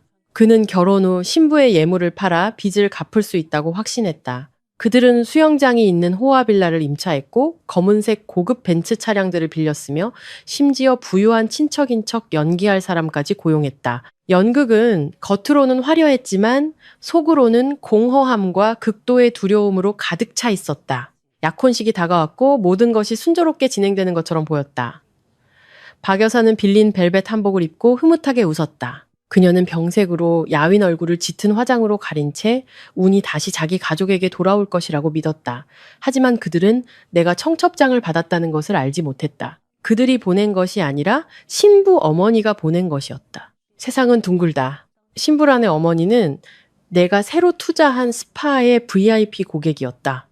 한 번은 그녀가 피부 관리를 받으러 왔을 때 우리는 대화를 나누었고 그녀는 딸의 결혼식과 부촌에 사는 통이 큰 사돈에 대해 자랑스럽게 이야기했다. 나는 즉시 그것이 민호 가족의 연극임을 깨달았다. 청첩장을 손에 든 나는 알 수 없는 미소를 지었다. 이렇게 훌륭한 연극의 내부 사정을 아는 관객이 빠지면 너무 아깝지 않은가. 나는 참석할 것이다. 시끄럽게 소란을 피우며 방해하려는 것이 아니라 신부 가족이 그들의 귀한 사위의 진짜 모습을 깨닫도록 돕고 나처럼 순진한 여자가 톱에 빠지지 않도록 돕기 위해서였다. 약혼식이 거행되었다. 빌린 빌라는 수입 생화로 화려하게 장식되었고 종이 폭죽이 요란하게 터졌다. 박 여사는 상석에 앉아 있었다. 짙은 화장은 병색으로 수척해진 모습을 가려주었고 그녀는 마치 진정한 여왕처럼 환하게 웃으며 손님들을 맞았다. 준호는 신랑 턱시도를 멋지게 차려입고 머리에 젤을 발라 윤기가 났지만 땀을 비오듯 흘렸다. 사채업자가 들이닥칠까봐 아니면 진실이 밝혀질까봐 그의 눈은 끊임없이 주위를 맴돌았다. 민호는 옆에 서서 위험 있는 척했지만 불안과 근심이 가득한 표정은 감출 수 없었다. 신부 측 하객들이 도착했다. 란의 부모와 아름다운 신부가 선두에 섰다. 민호 가족은 달려나가 그들을 환영했다. 그들은 웅장한 예물함을 주고받았다. 실제로는 속이 비어 있거나 급하게 산 저렴한 과자로 채워져 있었지만 겉포장은 화려했다. 사업가인 난의 부모는 웅장한 집과 사돈의 세심함에 매우 만족해하는 듯 보였다. 사돈 어른께서 정말 잘 챙기셨네요. 집이 이렇게 좋으니 풍수도 좋을 겁니다. 그러니 두 아이가 이렇게 빨리 붙었죠. 난의 어머니가 눈을 반짝이며 주위를 둘러보며 칭찬했다. 네, 다 조상님의 덕분이죠. 아이들이 편안하게 살고 곧 귀한 손주를 낳도록 저희가 새로 샀습니다. 박 여사는 눈 하나 깜짝하지 않고 거짓말했다. 목소리는 달콤했다. 화기애애한 분위기 속에서 내가 등장했다. 나는 정교하게 재단된 청록색 이브닝 드레스를 입고 명품 핸드백을 들고 있었다. 성공한 여성 사업가의 자신감과 우아함으로 홀에 들어섰다. 나는 란의 어머니의 VIP 고객인 친구와 함께 있었다. 내 등장은 대낮의 유령 같았다. 박 여사 모자는 굳어버렸다. 얼굴은 붉은 기가 사라지고 잿빛으로 변했다. 민호는 나를 막으려 했지만 그의 발은 납을 단 듯 움직이지 않았다. 나는 란의 부모에게 다가가 정중하게 인사했다. 안녕하세요, 어른들. 예비 사위분이 정말 훌륭하시네요. 축하드립니다. 나는 맑은 목소리로 말했고 전 시댁 가족을 스쳐 지나가는 내 눈빛에는 의미심장함이 담겨 있었다. 어머, 은혜 씨도 왔네요. 귀한 손님이 오셨네. 란의 어머니는 기뻐하며 내 손을 잡고 시어머니에게 나를 소개했다. 이분은 은혜 씨예요. 제가 자주 가는 스파의 원장님이죠. 능력도 있고 손도 좋아요. 박 여사는 땀을 흘리며 더듬거렸다. 아, 네. 안녕. 하세요. 은혜 씨도 최 사장님을 아시는군요. 나는 와인 한 모금을 마시고는 놀란 척하며 주위를 둘러보았다. 그리고 고개를 갸우뚱하며 의아한 표정을 지었다. 어머, 이 빌라 왠지 낯이 익네요. 여기 안심부동산에서 서비스로 임대해주는 빌라 아닌가요? 지난달에 제가 회사 송년회 파티하려고 빌리려 했는데 하루 2천만 원인데 이미 예약이 꽉 찼다고 하더군요. 알고 보니 사돈 어른들께서 결혼식 때문에 빌리신 거였군요. 대단하세요. 정말 통이 크시네요. 나의 말은 부드러웠지만 그 파괴력은 홀 한가운데 터진 폭탄과 같았다. 시끄러웠던 공간은 순식간에 침묵에 휩싸였다. 은은하게 흐르던 음악도 멈췄다. 난의 어머니는 얼어붙었다. 얼굴에서 미소가 사라졌다. 그녀는 박 여사를 노려보았다. 박사돈, 방금 이 집을 20억 원에 사서 아이들에게 준다고 하지 않았나요? 그런데 은혜 씨는 임차한 집이라고 하는데 무슨 뜻이죠? 아, 저분이 착각하신 거예요. 그냥 착각한 거예요. 제가 샀어요. 서류 작업 중이에요.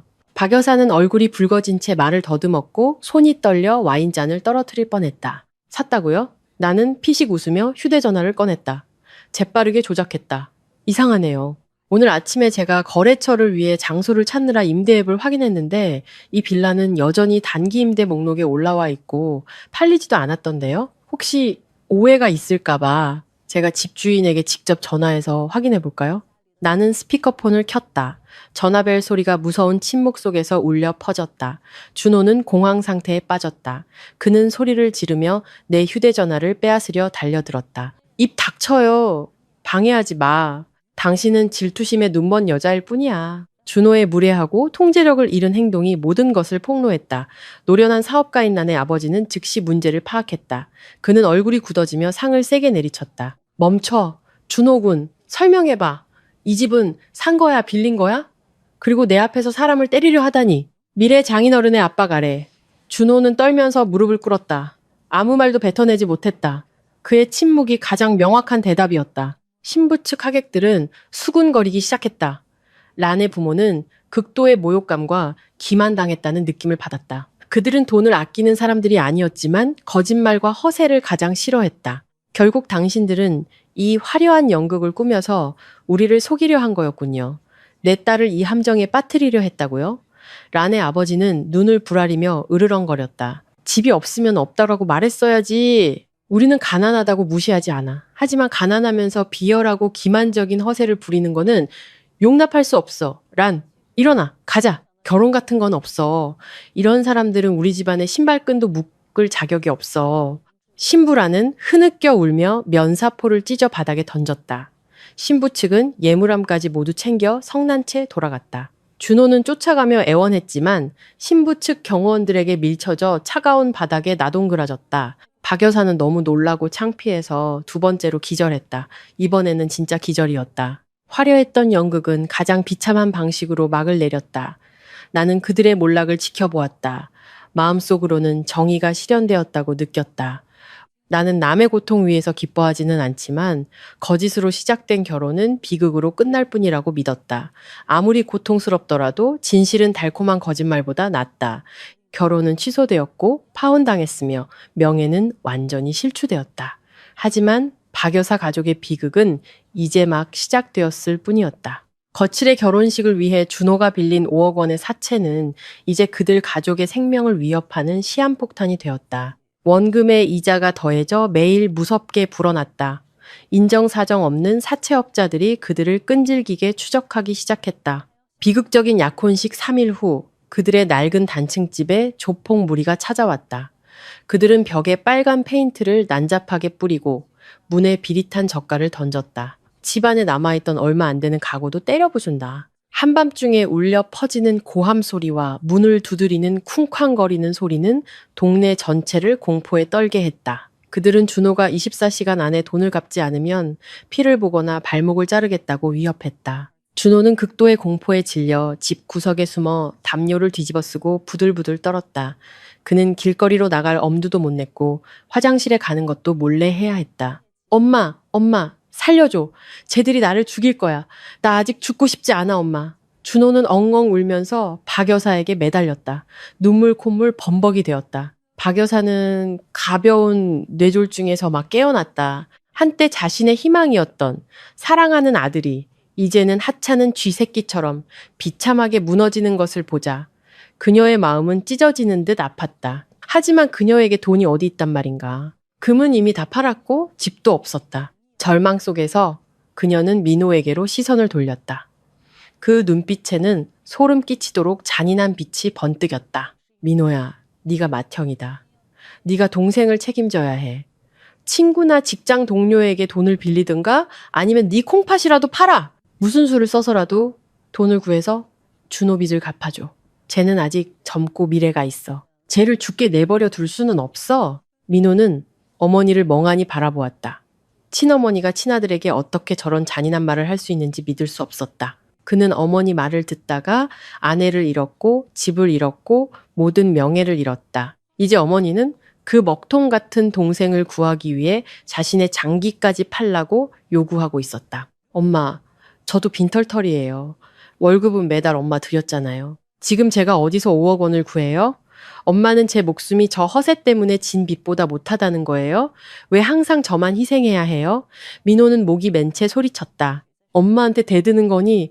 이 불효자식아, 네가 무능해서 그 돈 많은 아내 못 붙잡고 돈을 다 날려버리지 않았다면 우리가 이 지경이 됐겠어. 네가 책임져야 해. 박 여사는 모든 죄를 민호에게 뒤집어 씌우며 고함을 질렀다. 궁지에 몰리고 친어머니에게까지 극단적인 상황으로 내몰리자 민호는 공황 상태에 빠졌다. 극도의 절망 속에서 나의 모습이 그의 머릿속에 마지막 구명 튜브처럼 떠올랐다. 그는 그래도 한때 부부였고 5년간 함께 살았으니 혹시나 내가 연민을 베풀어 줄지도 모른다고 생각했다. 그는 체면이 없었지만 생존 본능과 어머니의 압박이 그를 마지막 남은 양심까지 버리게 만들었다. 민호는 내가 살고 있는 고급 아파트를 찾아왔다. 그는 경비원들과 주민들의 따가운 시선에도 아랑곳하지 않고 하루 종일 로비 아래에서 기다렸다. 그의 모습은 초라했고 덥수룩한 수염의 옷은 지저분하고 냄새가 났다. 내가 새로 산 차를 몰고 오는 것을 보자 그의 눈은 미친 희망으로 번뜩였다. 그는 차 앞으로 달려와 길 한가운데 무릎을 꿇었다. 은혜야, 제발 우리 가족을 살려줘. 이번 한 번만 도와주면 내가 평생 소처럼 일해서 네 은혜를 갚을게. 한때 위험 있고 아내를 깔보던 남편이 이제 사람들 앞에서 무릎을 꿇고 애원하는 모습은 나에게 우습기도 했고 동시에 인생의 비극에 대한 안타까움도 느끼게 했다. 인간은 궁지에 몰렸을 때 그 거대했던 자아는 순식간에 모래 한 톨만 해진다. 하지만 지금의 동정심이 과연 구원일까? 아니면 악이 계속되도록 돕는 것일까? 나는 나를 나락으로 밀어넣으려 했던 사람을 도와야 하는가? 나는 고급차 운전석에 조용히 앉아 있었다. 두꺼운 유리창은 두 개의 완전히 상반된 세상을 가로막는 보이지 않는 벽 같았다.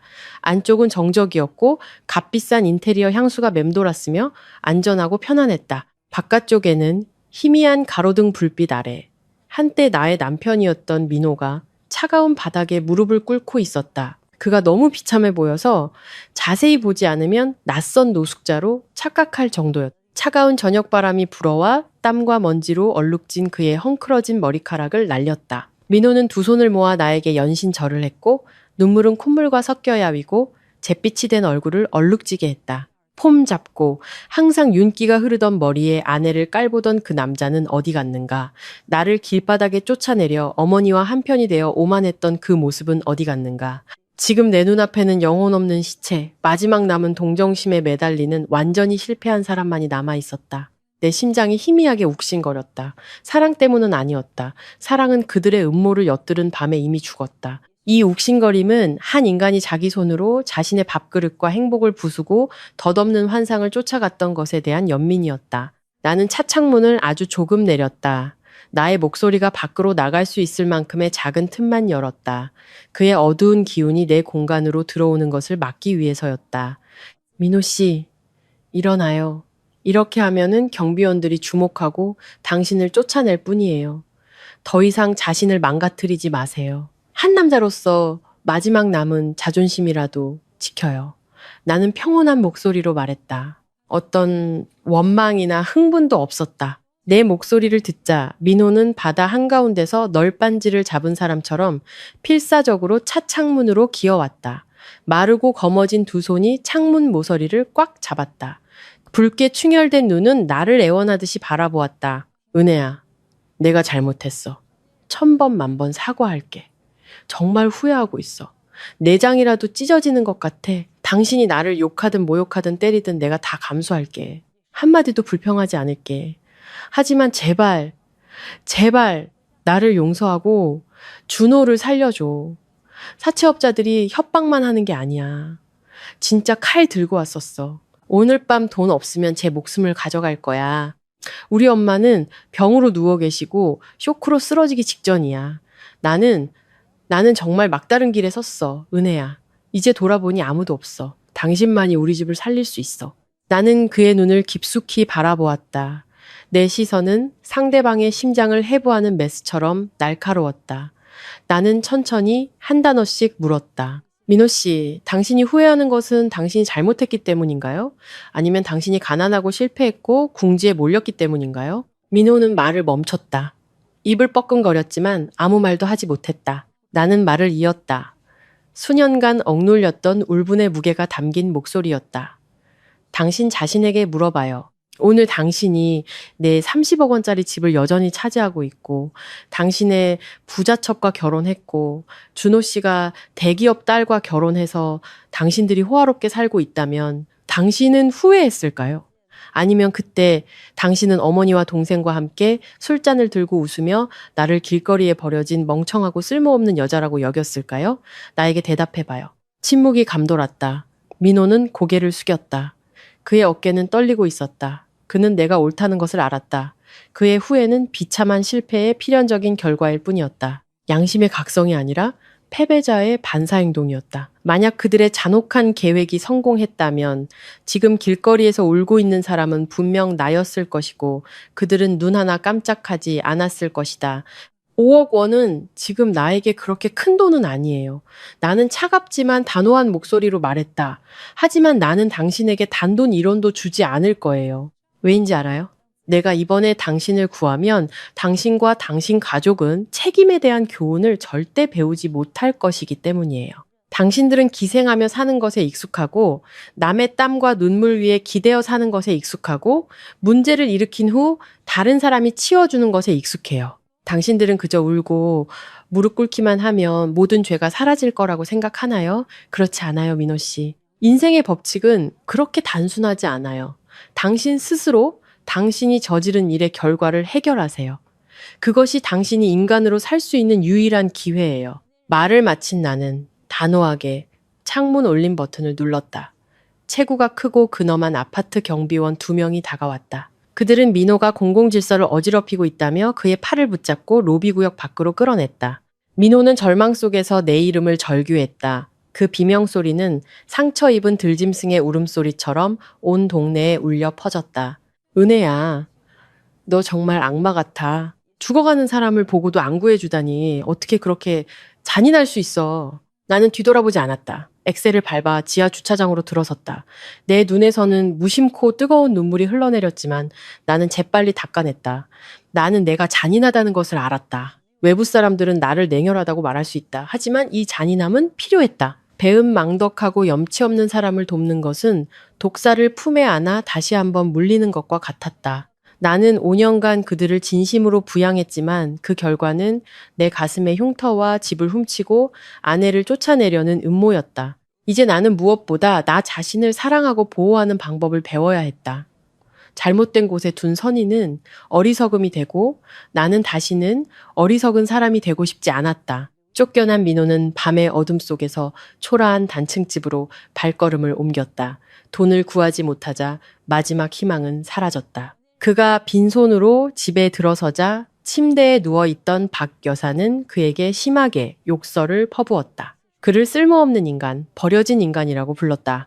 준호는 구석에 웅크린 채 자신을 구하지 못한 형을 원망하고 경멸하는 눈빛으로 쳐다보았다. 그들의 가족은 환난 속에서 단결하고 서로를 보듬어주는 대신 상처 입은 짐승처럼 서로를 물어뜯고 서로에게 비난을 퍼부었다. 그들이 예전에 나를 압박하기 위해 입에 달고 살던 가족애라는 것은 돈과 빚이라는 천근의 무게 앞에서 얇은 종이장처럼 무너져 내렸다. 그리고 오늘 밤 진정한 악몽이 그들을 찾아왔다. 시계가 자정을 알렸고 사채업자들이 준 24시간의 유예 기간이 끝났다. 돈을 갚지 못하자 그들의 위협은 잔혹한 현실이 되었다. 그날 밤은 박 여사 가족 구성원 각자의 마음속에 영원히 새겨질 가장 끔찍한 악몽이 되었다.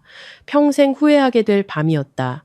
오토바이 엔진 소리가 굉음을 내며 우악스러운 발소리가 낡은 단층집을 포위했다. 썩은 나무 문은 단 한 번의 발길질에 박살났다. 험상궂은 얼굴에 몽둥이를 든 채 들이닥친 추심원들은 사나운 폭풍 같았다. 그들은 말이 많지 않았다. 집에 남아있던 얼마 안 되는 가구들을 부수기 시작했다. 접시 깨지는 소리, 나무 부러지는 소리, 금속 부딪히는 소리가 혼란스럽고 무서운 교향곡을 만들어냈다. 돈을 빌린 당사자인 준호는 방구석에서 끌려 나와 바닥으로 내동댕이 쳐졌다. 그는 애원하고 무릎 꿇고 처절하게 울었지만 아무도 동정하지 않았다. 주먹과 발길질이 그의 몸에 쉴 새 없이 쏟아졌다. 뼈가 부러지는 건조한 딱 소리는 듣는 이들을 소름 끼치게 했다. 허세 가득한 결혼식을 위해 돈을 빌렸던 준호는 다리가 부러지고 손가락 몇 개가 으스러지는 대가를 치렀다. 그는 폐인이 되었다. 민호는 겁이 많았지만 동생이 맞아 죽어가는 것을 보자 달려들어 말렸다. 제발 살려주세요. 제가 갚을게요. 갚겠다고 약속합니다. 하지만 빈털터리의 약속은 아무 가치가 없었다. 그는 한 깡패에게 쇠몽둥이로 팔을 세게 맞았고 왼팔이 부러져 꺾였다. 고통에 몸부림치던 그는 바닥에 쓰러져 팔을 부여잡고 신음했다. 박 여사는 낡은 침대에 누워 눈앞에서 벌어지는 끔찍한 광경을 지켜보았다. 한때 자신의 자랑이었던 두 아들이 짐승처럼 짓밟히고 고문당하는 것을 보았다. 그녀는 이 거대한 충격을 견디지 못했다. 그녀는 웬 가슴을 꽉 움켜쥐었고 눈은 뒤집혔으며 비명을 지르려 했지만 소리가 나오지 않았다. 격렬한 심장마비가 닥쳤고 뇌혈관이 터지는 듯했다. 그녀는 경련을 일으키며 실신했다. 이번에는 기적도 없었고 나를 협박하려 했던 이전의 연극도 아니었다. 박 여사는 심각한 뇌졸중을 겪었다. 깡패들이 원금과 이자를 갚지 않으면 다시 와서 목숨을 가져가겠다고 위협하며 떠난 후 집은 고통스러운 신음소리, 피비린내, 악취로 가득 찼다. 그 운명의 밤 이후 그들의 삶은 한 줄기 빛도 없는 지옥이 되었다. 박 여사는 목숨은 건졌지만 반신불수가 되어 입이 돌아가고 말을 제대로 할 수 없게 되었다. 그녀는 더러운 침대에 누워 움직이지 못했다. 스스로 용변을 처리할 수 없어 모든 것이 침대에서 이루어졌고 습하고 낡은 집은 더욱 숨막히게 되었다. 준호는 급하게 붕대를 감은 다리를 부여잡고 방구석에서 신음했다. 큰 병원에서 제대로 수술할 돈이 없었기 때문에 그는 불구자가 되었다. 그는 누워서 세상을 저주하고 운명을 탓했다.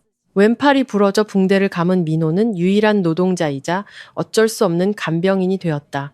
낮에는 고통을 참으며 한 손으로 일반 식당에서 허드렛딜이나 설거지를 하며 가족의 끼니를 때울 푼돈을 벌었다. 밤에는 어머니의 기저귀를 갈고 닦아주며 동생의 욕설을 들어야 했다. 하지만 비극은 여기서 멈추지 않았다. 민호는 여전히 옛 여자친구인 세라에게 희미한 희망을 품고 있었다. 그는 이 환난 속에서 그녀가 자신에게 정신적 버팀목이 되어줄 것이라고 생각했다. 그는 세라에게 연락하여 혹시라도 그녀가 자신이 몸조심하라고 주었던 돈을 돌려줄까 기대했다. 하지만 그에게 돌아온 것은 무서운 침묵이었다. 세라는 민호가 빈털터리가 되고 빚더미에 앉았으며 가족에게 큰 재앙이 닥쳤다는 소문을 듣자마자 직업적인 골드디거의 본색을 드러냈다. 그녀는 즉시 민호의 모든 연락처를 차단하고 그가 나에게서 훔쳐 그녀에게 바쳤던 돈을 가지고 다른 곳으로 도망쳤다. 민호가 세라의 옛 거처를 찾아갔을 때 집주인은 고개를 저을 뿐이었다. 걔 지난주에 이사 갔어. 새 부자 남자친구랑 갔대. 민호는 완전히 무너졌다. 그는 모든 것을 잃었다. 현명한 아내, 고급 빌라, 돈, 명예, 그리고 자신이 모든 것을 걸고 쫓아갔던 연인까지. 그는 길바닥에 주저앉아 미친 듯이 웃었다. 눈물이 더러워진 얼굴에 길게 흘러내렸다. 낡은 집 안에서 박 여사는 누워 있었다. 눈은 천장의 거미줄을 멍하니 바라보았다. 그녀의 눈물은 누렇게 변한 베개짓으로 길게 흘러내렸다. 아마도 노년의 가장 외롭고 고통스럽고 무력한 순간에 육신이 고통받고 양심이 괴로워할 때 그녀는 탐욕과 잔혹함의 대가를 뼈저리게 느꼈을 것이다. 그녀는 나를 떠올렸다. 그녀를 헌신적으로 돌보았고 따뜻한 음식을 해주었고 영양제를 사주었으며 힘들 때마다 그녀의 다리를 주물러 주었던 며느리. 그녀는 후회했다. 미안하다는 말을 하고 싶었고 용서를 빌고 싶었지만 입에서는 웅얼거리는 의미 없는 소리만 나왔다. 모든 것이 너무 늦었다. 과거로 돌아가는 문은 굳게 닫혔다. 만약에라는 말은 세상에서 가장 고통스럽고 괴롭고 무의미한 단어였다. 주변 이웃들은 그들의 비참한 상황을 보았지만 아무도 동정하거나 돕고 싶어 하지 않았다. 그저 고개를 절레절레 흔들며 인생의 철학적인 말을 중얼거릴 뿐이었다. 아버지가 짠 음식을 먹으면 자식이 목마르다더니 악하고 배신적으로 살고 가족에게까지 계산적으로 굴면 업보를 받는 거야. 하늘은 눈이 있고 하늘의 그물은 성글지만 놓치는 법이 없지. 가족은 원래 사랑하고 보듬어주는 곳이고 가장 평화로운 안식처여야 했다. 하지만 그것이 물질적인 계산, 이기심, 기만으로 변질되었을 때 그것은 각 구성원의 행복과 미래를 묻어버리는 무덤이 될 것이다. 인과응보는 누구도 빠뜨리지 않는다. 단지 빨리 오느냐, 늦게 오느냐의 차이일 뿐이다. 그리고 그것이 찾아올 때 사람들은 가장 소중히 여겼던 모든 것을 빼앗기고 피와 눈물로 얼룩진 값비싼 교훈을 남긴다. 하지만 어둠이 전 시댁 가족을 뒤덮는 동안 다른 곳에서는 나의 새로운 삶의 빛이 서서히 밝아오고 있었다. 한번 상처 입은 여자가 진정한 행복을 찾을 수 있을까? 전 시댁 가족이 벗어날 수 없는 어둠의 수렁에서 허우적거리는 동안 내 인생은 새로운 장을 펼치며 찬란하게 빛났다. 마치 불사조가 검은 잿더미를 털고 빛나는 불꽃 속에서 재탄생하는 것처럼 말이다. 집을 팔아 얻은 30억 원을 나는 낭비하거나 일시적인 향락을 위해 쓰지 않았다. 나는 돈을 관리하는 방법을 모르면 금산도 무너진다는 것을 알고 있었다. 나는 작은 부분을 떼어 지금 살고 있는 고급 아파트를 구매하여 안정적인 보금자리를 마련했다. 그곳은 일과를 마친 후 평온함을 찾을 수 있는 곳이었다. 나머지 큰 돈은 수아의 친구들과 함께 고급 스파 체인과 휴양형 부동산에 투자했다. 이것은 모험적인 결정이었지만 잠재력이 컸다. 내가 수년간 시댁 가족을 위해 재정을 관리하며 쌓아온 타고난 사업 감각, 근면함, 그리고 가장 중요하게 여겼던 성실함 덕분에 나의 사업은 파죽지세로 발전했다. 단 2년 만에 나는 시내 중심가에 스파 지점 3개를 확장했고 유명 리조트의 주식도 소유하게 되었다. 나는 수십 명의 직원에게 일자리를 창출했고 예전에 나처럼 어려운 환경에 처한 여성들을 도왔다. 나는 완전히 독립적이고 경제적으로 자립한 여성이 되었다. 고급차를 몰고 명품 옷을 입었지만 더 중요한 것은 나의 자신감과 기품을 되찾았다는 것이다. 나는 나날이 아름다워지고 매력적으로 변했다. 풍파를 겪은 여성의 깊이 있는 아름다움이었다. 나는 지난 5년간 잊고 살았던 나 자신을 더 사랑하는 방법을 배웠다. 건강을 위해 요가를 배웠고 해외 파트너와 소통하기 위해 외국어를 배웠으며 지식을 높이기 위해 고급 관리자 과정을 들었다. 나는 시댁 가족 때문에 돈을 아끼느라 감히 가보지 못했던 꿈의 여행지들을 여행했다. 나는 독이 든 결혼 생활에 짐을 내려놓았을 때 그리고 불필요한 사람들을 용감하게 잘라냈을 때 여성이 가장 찬란하게 빛난다라는 것을 깨달았다. 나는 더 이상 시어머니의 기분을 살피고 남편의 짜증을 두려워하던 힘들고 순종적이던 은혜가 아니었다. 나는 고은의 성공한 여성 사업가였고 사회적으로 인정받고 존경받는 사람이었다. 연말 기업가 파티에서 운명은 나를 재현이라는 성숙하고 예의 바르며 깊이 있는 남자와 만나게 했다.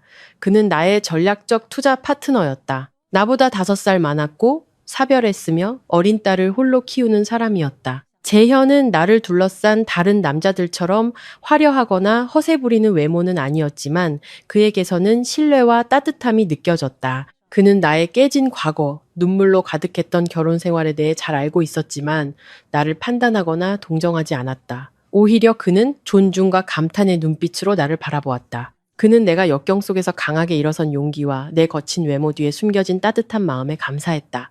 우리는 친구로 시작했다. 업무에서의 상호 이해는 대화와 공유를 통해 진정한 감정으로 발전했다. 재현 옆에서 나는 비로소 사랑받는다는 것, 존중받는다는 것, 제대로 보호받는다는 것이 무엇인지 깨달았다. 돈을 이용하려는 의도도, 물질적인 계산도, 가부장적인 강압이나 시어머니와 며느리 사이의 갈등도 없었다. 오직 공유, 존중, 그리고 동행뿐이었다. 그는 나의 모든 결정을 지지했고 나를 자신이 운 좋게 발견한 보물처럼 사랑했다. 그는 딸에게 나를 사랑하도록 가르쳤고 나는 그 아이에게서 내가 오랫동안 갈망했던 모성애를 찾았다. 나는 이미 죽었다고 생각했던 사랑에 대한 믿음을 되찾았다. 하지만 무엇보다 중요한 것은 나는 나 자신에 대한 믿음을 되찾았다는 것이다. 나는 행복이 누군가가 나에게 주는 것이 아니라 과거의 잿더미 위에서 나 자신의 노력과 선량함으로 스스로 쌓아 올려야 하는 것임을 깨달았다. 나는 지난 고통스러운 경험에 은밀히 감사했다. 그것 덕분에 내가 얼마나 강인한지 알게 되었고 내 인생의 진정한 행복을 만날 기회를 얻었기 때문이다. 그리고 인생은 항상 이상한 배열을 만든다.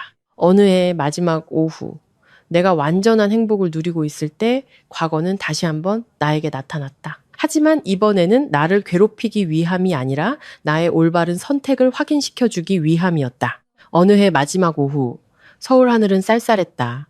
거리는 새해를 맞이하기 위해 화려하게 장식되어 있었다.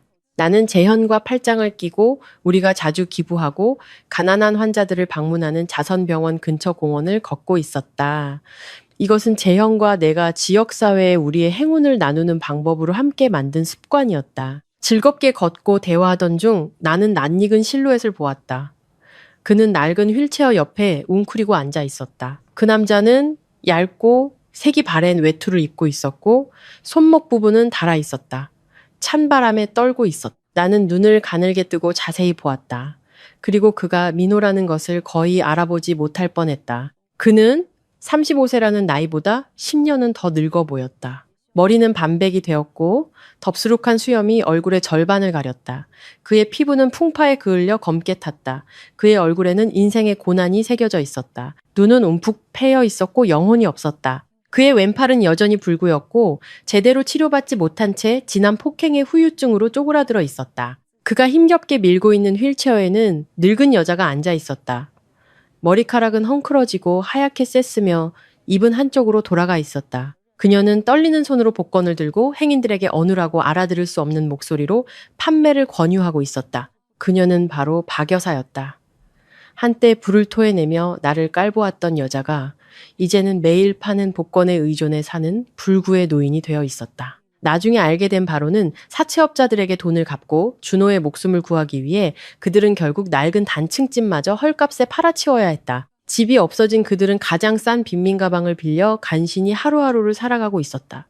다리가 불편했던 준호는 다리가 나았지만 여전히 절뚝거렸다. 가난과 끊임없이 쫓아오는 빚을 견디지 못하고 그는 결국 병든 어머니와 불구의 형을 버리고 빚을 피해 야반도주했다. 그들이 도덕을 무시하고 쌓아 올리려 했던 희망과 밝은 미래는 이제 비누 거품처럼 사라지고 비참함과 고독만을 남겼다. 민호는 피곤한 눈을 들어 우리 쪽으로 복권 묶음을 내밀었다. 선생님 아주머니 복권 한 장 사주세요. 행운을 드릴게요. 그의 목소리는 목구멍에 걸려 있었고 우리가 눈을 마주치자 가슴이 막혔다. 시간은 그 순간 멈춘 듯 했다. 그는 얼어붙었고 그의 손은 심하게 떨려 복권 묶음이 바닥에 흩날렸다. 그는 한때 자신이 버렸던 전처인 나를 바라보았다. 나는 거기에 서 있었다. 고급 이브닝 드레스를 입고 따뜻한 털 코트를 걸친 채 성공한 사업가인 다른 남자와 팔짱을 끼고 환하게 빛나고 있었다. 나에게서 뿜어져 나오는 후광은 그를 감싸고 있는 어둠, 비참함과 완전히 대조되었다. 그는 나를 보았고 다시 자신의 초라하고 낡은 모습을 보았다. 수치심, 굴욕감, 그리고 극심한 후회가 그의 눈에 차올라 붉게 물들였다. 그는 나에게 무언가를 말하고 싶었지만 입술은 은혜라고 웅얼거릴 뿐 아무 말도 뱉어내지 못했다. 민호는 서둘러 고개를 숙이고 낡은 야구모자를 깊숙이 눌러 굴욕감으로 뜨거워진 얼굴을 가렸다. 그는 황급히 복권을 주워 담고는 박 여사의 휠체어를 밀어 급히 자리를 피했다. 그는 자신의 비참한 실패에 내 빛이 비치는 것을 두려워하며 번잡한 인파 속으로 쥐처럼 숨어들었다. 휠체어에 앉아있던 박 여사는 눈이 침침했지만 나를 어렴풋이 알아본 듯했다. 그녀는 앙상한 팔을 나에게 내밀며 무언가를 말하려는 듯 웅얼거렸다. 어쩌면 뒤늦은 사과일 수도, 도움을 요청하는 애원일 수도, 아니면 극심한 회한일 수도 있다. 아무도 알 수 없었다. 왜냐하면 민호가 그녀를 서둘러 인파 뒤로 밀어냈기 때문이다.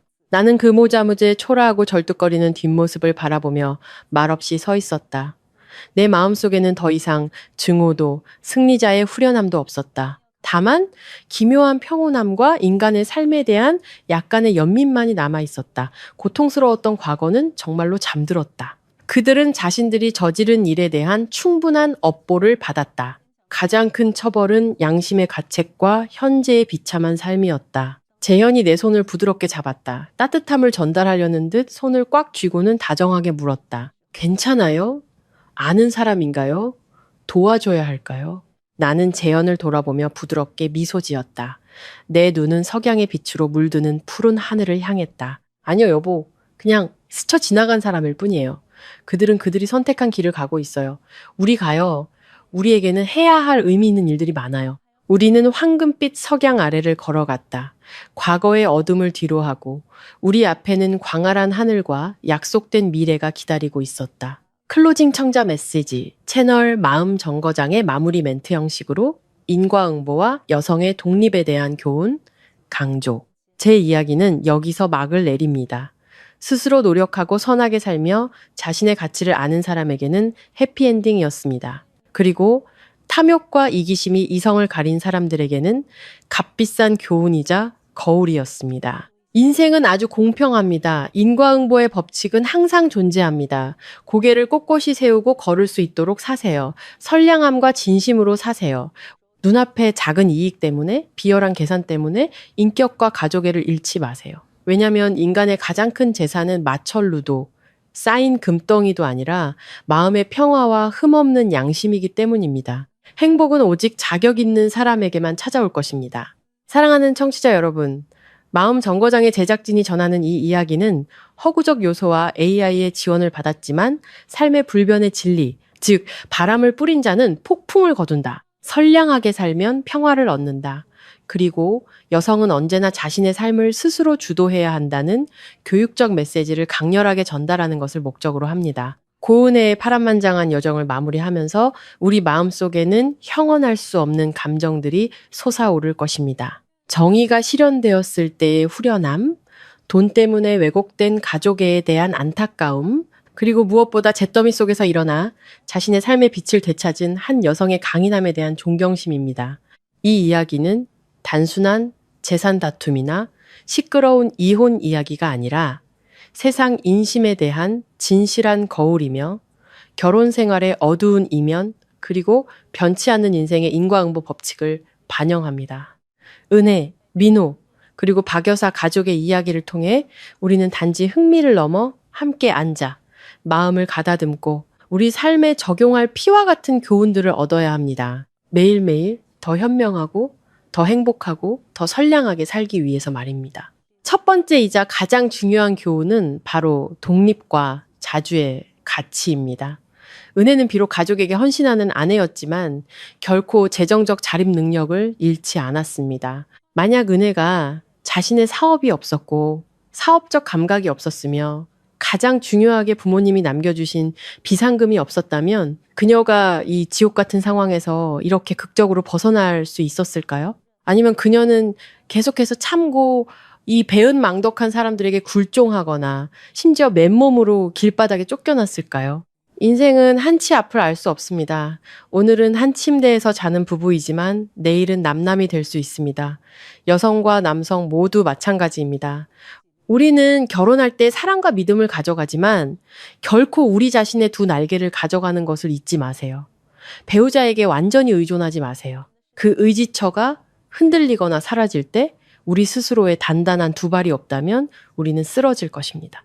재정적 독립은 가족과 계산적으로 굴라는 것이 아니라 우리가 선택할 권리, 고개를 꼿꼿이 세울 권리, 그리고 불의 앞에서 아니오라고 말할 권리를 갖기 위함입니다. 은혜는 돈이 행복을 살 수는 없지만 인생의 폭풍우 앞에서 우리의 자존심을 지켜주는 튼튼한 방패라는 것을 가르쳐 주었습니다. 다음으로 이 이야기는 선의의 한계와 희생에 대한 경종입니다.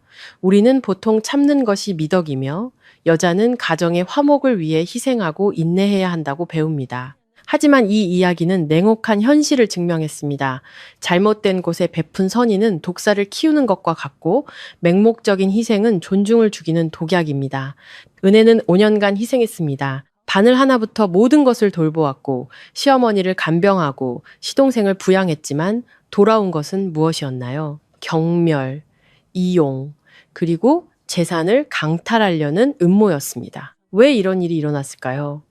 당신이 대가 없이 너무 많이 베풀 때 받는 사람은 그것을 당신의 책임으로 당연시합니다. 배주비 습관이 되면은 감사는 사라지고 무한한 요구만이 남게 됩니다.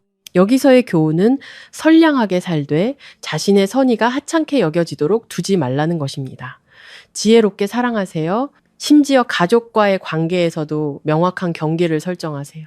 필요할 때 아니요라고 말하는 것은 이기심이 아니라 상대방이 당신의 가치를 존중하게 만드는 방법입니다. 결코 자신을 그 불꽃에 감사할 줄 모르는 사람들을 위해 스스로를 태우는 촛불로 만들지 마세요. 당신은 자신을 사랑하고 존중해야만 다른 사람을 잘 돌볼 수 있다는 것을 기억하세요. 또 다른 간과할 수 없는 측면은 허세와 탐욕의 파괴력입니다. 박 여사와 준호 가족은 이 비극에 대한 가장 생생한 증거입니다. 세상에 잘 보이고 싶어서 자기 것이 아닌 것을 가지려 했기 때문에 그들은 도덕과 가족애를 무시했고 결국 모든 것을 잃었습니다.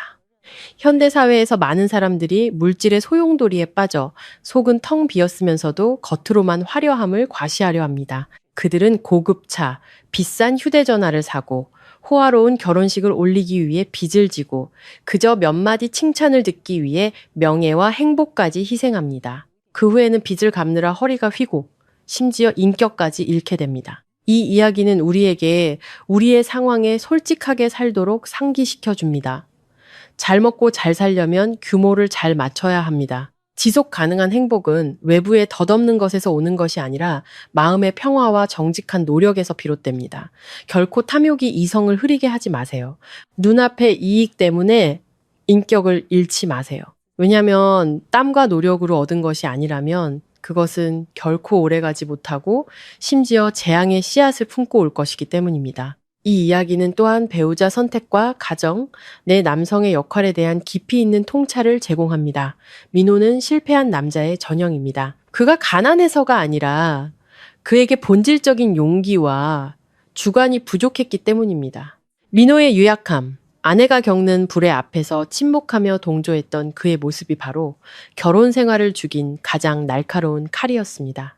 가족의 부당함으로부터 자신의 아내를 보호하지 못하고 정의를 위해 싸우지 못한 남자는 행복을 누릴 자격이 없습니다. 결혼은 단순히 사랑이 아닙니다. 그것은 동행이며 책임이며 상호 존중입니다. 만약 당신이 당신의 목소리가 경청되지 않고 당신의 희생이 하찮게 여겨지는 관계에 있다면 용기를 내어 다시 한번 생각하세요. 단지 깨지는 것이 두려워서 또는 사회의 편견이 두려워서 가치 없는 사람을 붙잡고 있으려 하지 마세요. 은혜가 민호를 놓아준 거는 잔인함이 아니라 더 좋은 것들이 삶에 들어올 수 있도록 쓰레기를 치우는 행위였습니다. 그리고 현실은 증명했습니다. 한 문이 닫힐 때 다른 문이 훨씬 더 찬란하게 열릴 것입니다. 당신이 앞으로 나아갈 용기만 있다면 말입니다. 인과응보의 법칙은 이 이야기 전체를 관통하는 붉은 실입니다. 우리는 뿌린 대로 거둔다는 것을 명확하게 보았습니다. 박 여사 가족은 탐욕, 기만, 그리고 잔혹함을 뿌렸습니다. 결국 그들은 가난, 질병, 그리고 고독을 거두었습니다. 은혜는 노력과 선의를 뿌렸습니다. 비록 마지막 순간에 단호했지만 그것은 정당한 자기 방어이자 강인함이었습니다. 그녀는 성공과 완전한 행복을 거두었습니다. 이 세상은 아주 공평합니다. 대가는 즉시 오지 않을 수도 있지만 반드시 올 것입니다. 이것은 우리가 두려움 속에서 살라는 것이 아니라 선량함에 대한 믿음을 가지라는 것입니다. 계속 선하게 사세요. 계속 노력하세요. 하늘은 스스로 돕는 자를 돕습니다. 악한 자가 벌을 받지 않는다고 해서 정의에 대한 믿음을 잃지 마세요.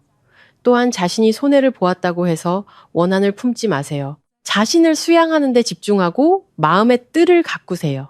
가장 달콤한 열매는 우리가 예상하지 못했을 때 찾아올 것입니다. 마지막으로 은혜가 결말 부분에서 보여준 행동을 통해 우리가 배울 수 있는 미묘한 교훈은 바로 놓아주기와 자신을 용서하는 것입니다. 민호와 박 여사를 비참한 상황에서 다시 만났을 때 은혜는 기뻐하지도 않았고 조롱하는 말도 하지 않았습니다.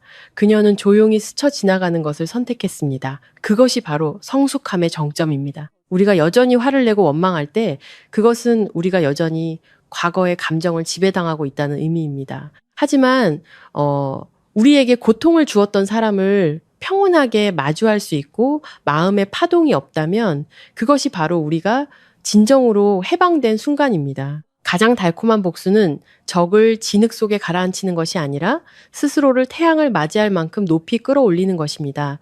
은혜는 그것을 해냈습니다. 그녀는 과거의 유령이 자신의 현재의 아름다운 삶을 괴롭히도록 내버려 두지 않았습니다. 우리의 교훈은 마음속에 짐을 놓는 법을 배우라는 것입니다. 원한을 어깨에 진 무거운 가방처럼 메고 다니지 마세요. 그것은 당신을 피곤하게 하고 썩게 만들 뿐입니다. 그것을 뒤에 버려두고 가볍게 태양을 향해 걸어가세요. 결론적으로 이 이야기는 현대 여성의 가치에 대한 강력한 확인입니다. 우리는 남성의 그림자가 되기 위해 태어나지 않았습니다. 우리는 희생하고 굴종하기 위해 태어나지 않았습니다. 우리는 사랑받고 존중받고 우리 자신의 방식으로 빛나기 위해 태어났습니다. 은혜를 보세요. 고달픈 아내에서 성공한 여성 사업가로 우뚝 섰습니다. 이 놀라운 변화를 만든 것은 무엇일까요? 바로 지식, 의지, 그리고 자존심입니다. 결코 배우는 것을 멈추지 마세요. 결코 자기 개발을 멈추지 마세요. 당신이 어떤 상황에 있든, 당신이 누구든, 당신에게는 항상 당신의 삶을 주도할 권리와 능력이 있다는 것을 기억하세요. 다른 사람이 당신의 가치를 매기도록 두지 마세요. 능력과 품행으로 스스로의 가치를 매기세요.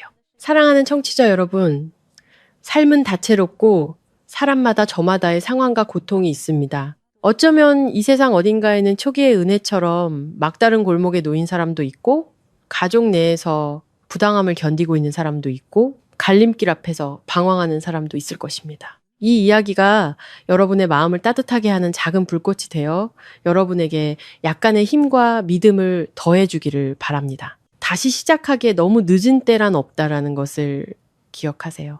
자신을 사랑하기에 너무 늦은 때란 없습니다. 그리고 가장 중요한 거는 매일 밤 베개에 머리를 대고 편안하게 잠들 수 있도록, 그리고 매일 아침 자유롭고 행복한 마음으로 새날을 맞이할 수 있도록 양심에 부끄럽지 않게 살아야 한다는 것입니다. 당신의 삶을 초안으로 남겨두지 마세요. 그것을 걸작으로 만드세요. 그 걸작에서 주인공인 당신은 항상 모든 역경을 굳건히 이겨내고 평화의 항구를 찾을 것입니다. 행복은 목적지가 아닙니다. 그것은 여정입니다. 그리고 그 여정에서 용기와 인류애는 우리가 모든 어려움을 극복하도록 돕는 가장 귀중한 동반자가 될 것입니다.